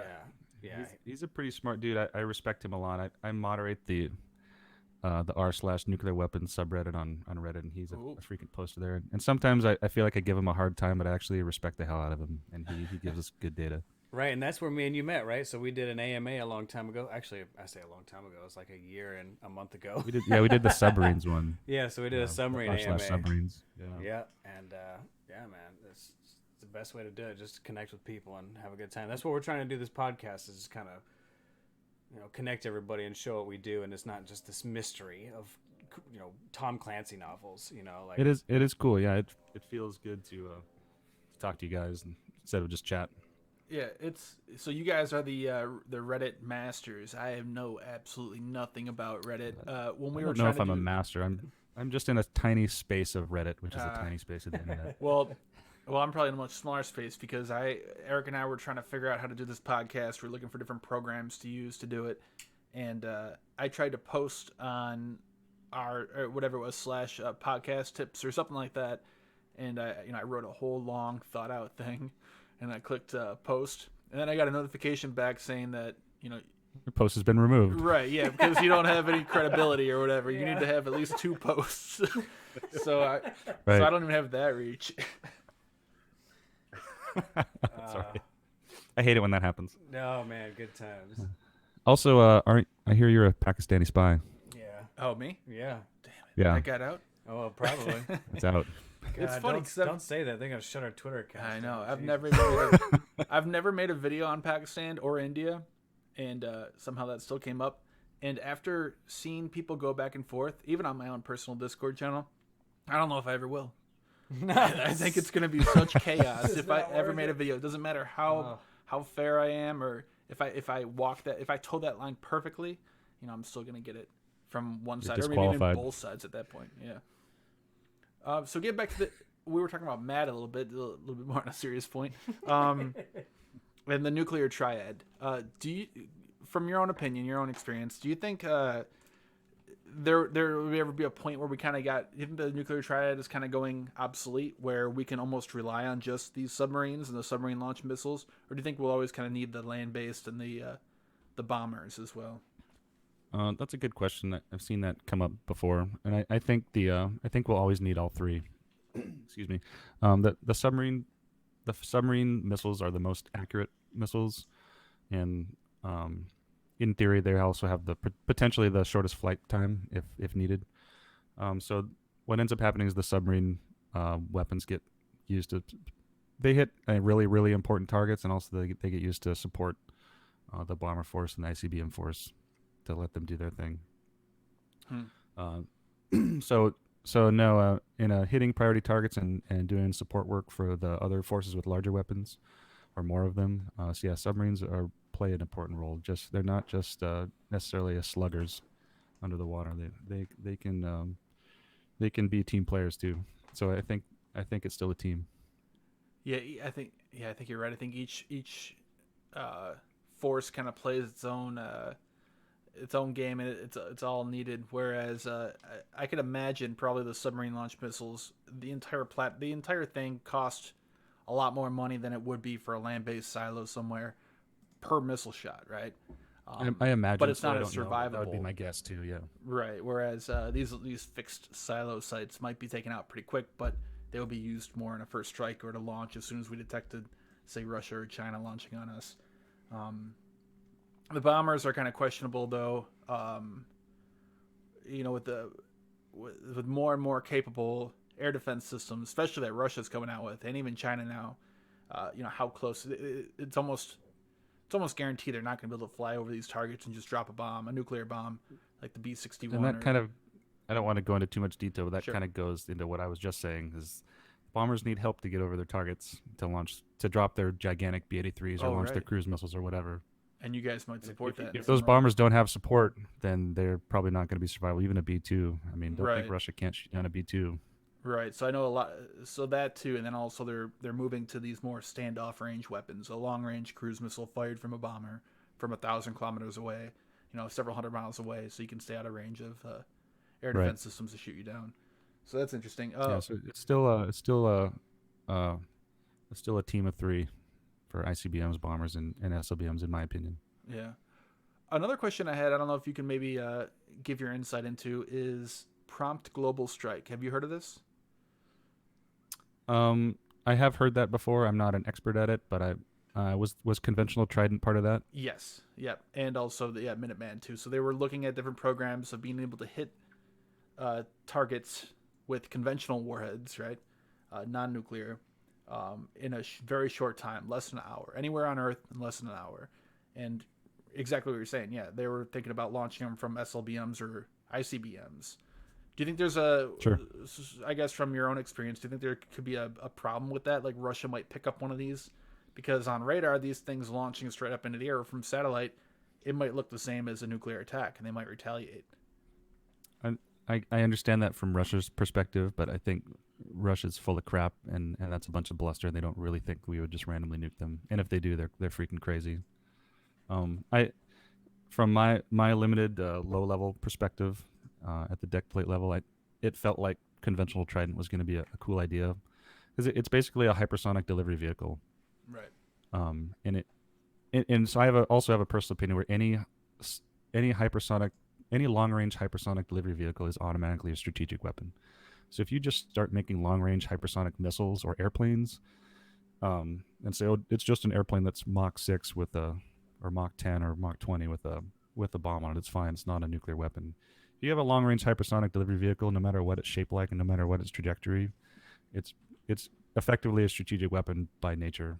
So whether you want to hit somebody with a really fast airplane, a hyper fast airplane, or a hyper fast Trident missile, which could hit someone in an hour, in theory, it's the same.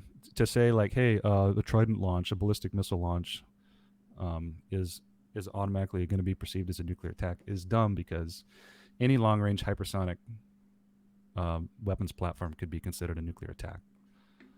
Anything that can hit you from 4,500 miles away in an hour could potentially have a nuclear warhead on it, because like the W-76 is really small. We're talking like less than 200 pounds. Huh. And it's preposterous to single out the ballistic flight profile or the rocket shape of a Trident missile, because it's just a hypersonic delivery vehicle that's long range. And you could in theory build a Mach 10 airplane that just flies a different trajectory and looks different, but it could still get to the same target and drop the same thing in the same amount of time. But would they say that about that? Are you following me? Yeah, no, absolutely. That's a very interesting way of looking at it. I've never thought about that before. It's interesting. For those reasons, I think any hypersonic long range way to deliver conventional munitions are fair game, including conventional Trident. And I think it's bluster to say you'd think that we were going to randomly nuke you. So even if they're launched, they're kind of on a I don't know if that's the right word, the suppressed trajectory where it's just kind of almost skidding on top of the atmosphere, and it's you get down to really, really dangerously short flight times. It's stressful on the warheads, but you can I don't want to tell you how short, but if you shoot a Trident kind of in a straight shot, it goes really fast and does not take long to get there. I can imagine. Yeah. Much less shorter than an hour, but so you could try that, and I think that's a valid way to attack emerging threats, but that's just my opinion. So one of the things I wanted to highlight is the fact that you've actually gotten out and done something, right? We were talking a little bit about this before, how I was sitting in my house one day and I had ordered Domino's, and I had a guy show up to my house, and my lovely wife had drawn a submarine on our fence in chalk, right? So it looked really cool for our kids and stuff. Are you sure it was a submarine? Yeah, I think it was. I don't think it was a big dick, but it could have been. Either way, the guy, the Domino's guy, showed up and he was like, "Oh, that's really cool, man. Are you into submarines?" And I said, "Yeah, man. I run a subreddit and all this stuff. I'm a veteran and I served on one and everything." And he goes, "Oh, that's cool. Me too." And I was like, "Oh shit, man. Like you can't be delivering pizzas if you served on a submarine. That's horse shit." Did you actually say that to him, like right there? No, man, but in my head I did, and I was just being nice, and I'm like, "Oh, thanks, man, I really appreciate it. Try to check out my subreddit and all this stuff," and like, "Oh, man, hopefully he can check out this You can call me King Neptune. Yeah, and he can, call me whatever you want, just, like I felt I didn't feel bad, because the guy's getting it, like he's making it, right? He's working, he's not like just a crazy disabled veteran that we hear about, like, in Norfolk, one of the things I had to deal with in Norfolk was every time I went to the base, I had to stop at the gas station, and there was this old vet who just talked to a trash can. That's what he did every day. He just talked to a trash can, and everybody knew the guy. He was really nice. Everybody fed him, but he didn't talk to anybody. Just talked to the trash can, right? I mean, so he wasn't that, right? So he was making it. But one of the things I want to try to highlight when we do talk to veterans is that you guys actually made it and you did something with it, right? and you've actually got your own brewery going. Like you have your own place going. So I wanted to talk a little bit about that and like, getting your business going and everything else. Yeah. So at the time that this show is being recorded, I'm the main owner, head brewer, and head of the tap room at Scrappy Punk Brewing. We're a small nano brewery in Snohomish, Washington. It's just northeast of Seattle, Washington. And we started. We're coming up on our 3-year anniversary, and it was a labor of love, a teamwork between myself and my wife. And now we have another partner and a part-time employee that helps out. But it's been a lot. We've had a lot of hard work and a lot of stress and a lot of realizing some of the realities of starting a business versus just doing the thing you love. Do the thing you love, and then you add on running it as a business. There's government taxes and stuff that you have to add on. It's really stressful, but it's paid off lately. Our reputation is, I believe, increasing, and we're getting the word out. And actually, just this year, 2019, the big Washington State Brewery Festival. Washington State beer is sponsored by the government in Washington State to promote beer in Washington. And there's a big Washington Brewers Festival at Marymore Park in Redmond, Washington. 110 breweries this year, over 20,000 attendees coming to drink beer over 3 days. And so all these big names like Fremont and Georgetown and Rubens and other big names in Washington and even in that region or nationally. And so Scrappy Punk Brewing, one of the smallest breweries in Washington State, we got the highest token count from the attendees across all 3 days of anybody. Oh, wow. Any of those bigger names. And that was super humbling. It wasn't expected, but it was kind of that moment where, up until that point, I was like, is my hard work paying off? Is it even worth it? Is it worth the stress I'm putting on my family and friends? Am I even good enough to do this? And then once we realized that we were for a moment, I had made it, or I'd say but I mean my team had made it to the at the biggest festival in Washington. We got more tokens from those 20,000+ people from any other brewery. That was magical. Wow. That's awesome. Yeah, we're scrolling through your Twitter account right now, looking through your photos of your People's Choice Awards and stuff like that. You got a cool little spot, man. Maybe you can be the next horse and cow if you market yourself. Which is right. Yeah, there, I have my signatures on the horse and cow up by the Bremerton base. I think it's on a USS Kentucky plaque. Oh, there Bremerton, you go. Washington. Yeah, definitely. So you're not far out of Seattle. Is there any correlation with Not too far. With the Kitsap there, the Trident base? Did you? I was stationed there. That's okay. That dotted line is the only correlation. So now you moved there after that, and now that's your home.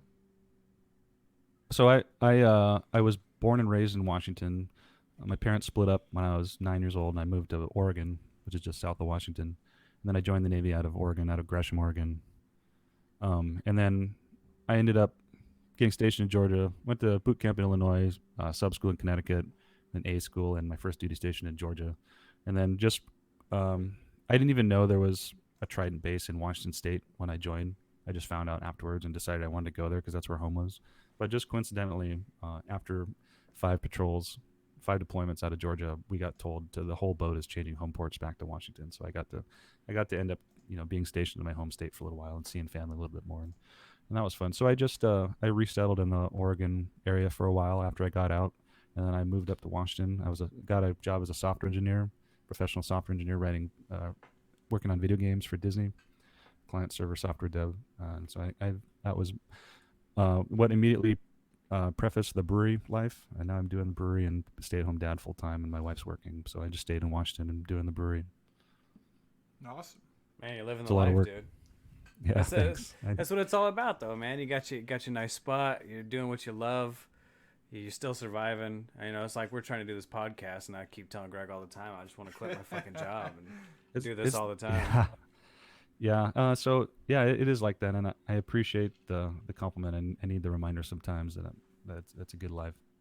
Yeah, man. 'Cause it's super stressful. Yeah, man. I just know so many people that just didn't make it. And I hate to say it, and the military does. I think they're trying. They say they're trying. Right. They got these programs and these classes you can take when you get out, but they don't really teach you anything about this. Yeah. They're not going to tell you about the struggles of like, oh yeah, by the way, the market's going to crash in the next year. What are you gonna do? That's right. You got out right before. Yeah, I Right. got out. Before that. Yeah, I got out in '08. You know, right when it was all falling apart. So it was like, oh yeah, by the way, the brand new house you bought, you're not gonna be able to pay for it because you lost your job within 8 months. It's like, Jesus, man, like, it's rough, but Yeah. it's They good to don't. see people make it. You know. Thanks. I struggled when I got out, man. When I crossed the main gate of the Bangor base, for the last time and tossed my ID in the little bin they had for people who are leaving. My first thought was, what the hell am I going to do now? I didn't have any plan. I didn't have a job lined up, and a lot of part of that was my own fault for not planning ahead. But for the people who aren't just naturally squared away like that, the Navy, like you were saying, the Navy doesn't really prepare you in their transition assistance program or whatever they call it. They don't do a good job of preparing you for the real world. People who join the Navy as teenagers and get out as mid to late 20-somethings. What do you do?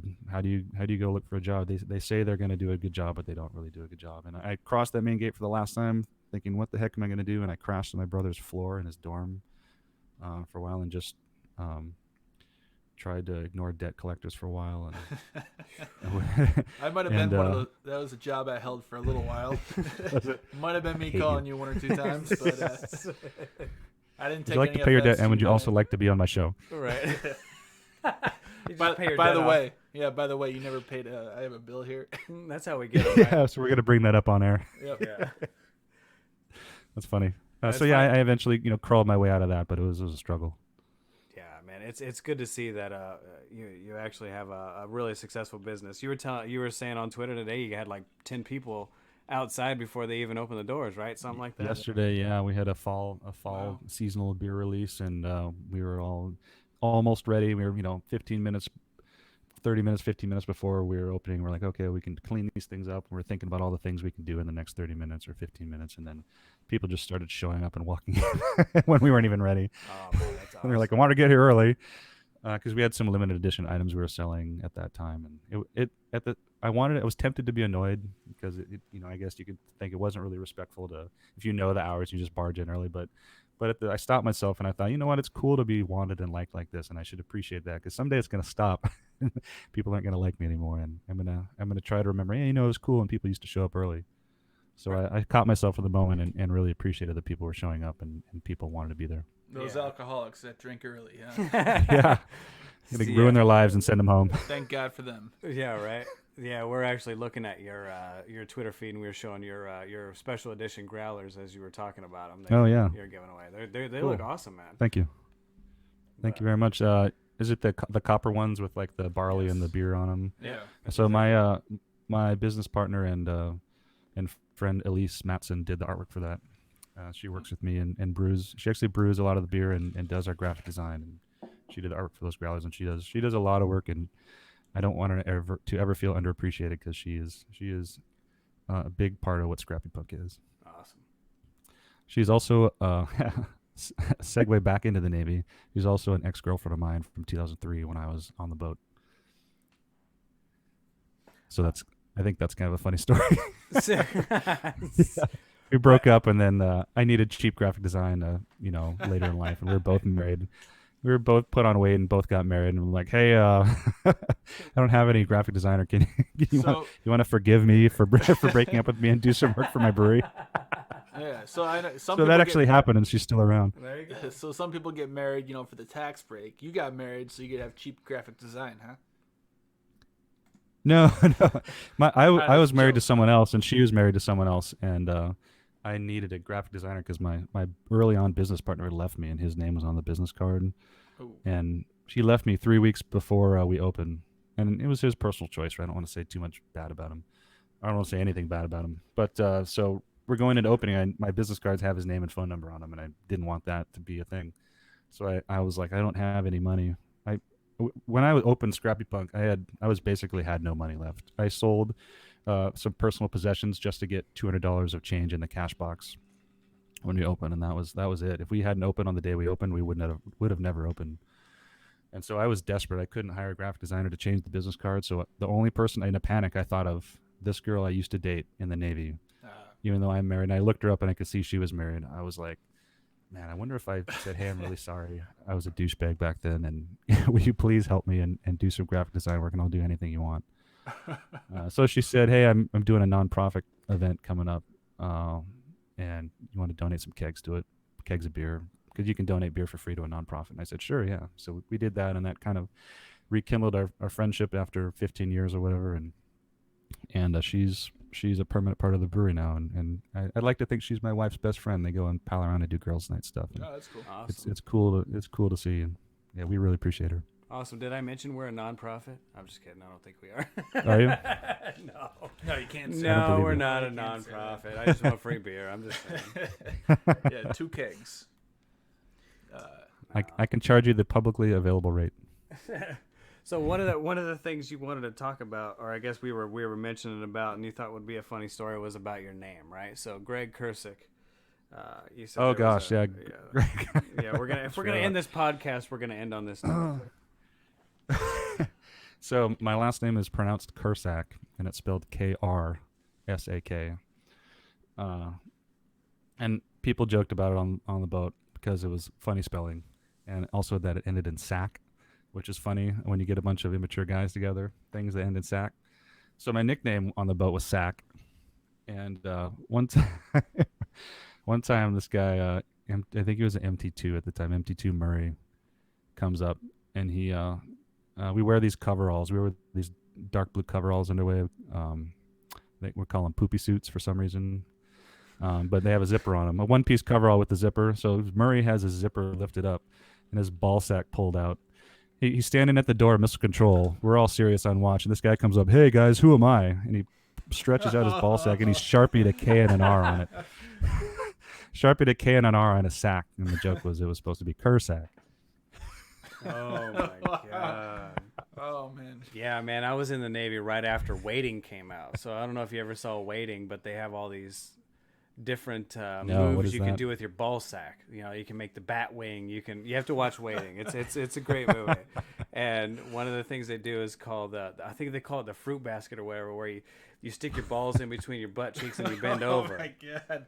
And man, I Oh my swear to gosh. God, I that don't was know like if I want to do that. that was the huge sounds like thing it on the hurts. boat. Was just, can you catch people looking at your nutsack? So you'd walk around a corner, and this guy would have his nutsack stretched all the way out like a bat wing, and he's like, "I got you, bitch!" Like, oh damn it, what I don't am know I what it doing is. with my life? This is a real thing. Like guys did that. Yeah. There is maybe we can use this opportunity to selflessly promote ourselves, but there's no way we're getting monetized for this after this. So if you guys are in the position, go ahead and check out our Patreon page. Yeah, seriously. Because there's no way we're making any money from this. Oh man, good times. Yeah, I believe I'm a Patreon subscriber, and you should be too.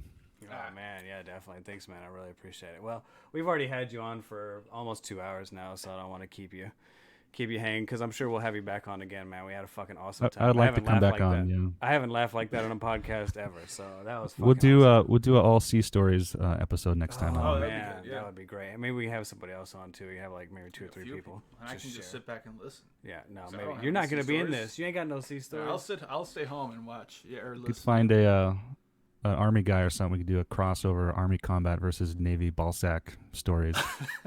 Like, go back and forth. Yeah. Greg knows some people online. Maybe we'll find somebody. So yeah, definitely.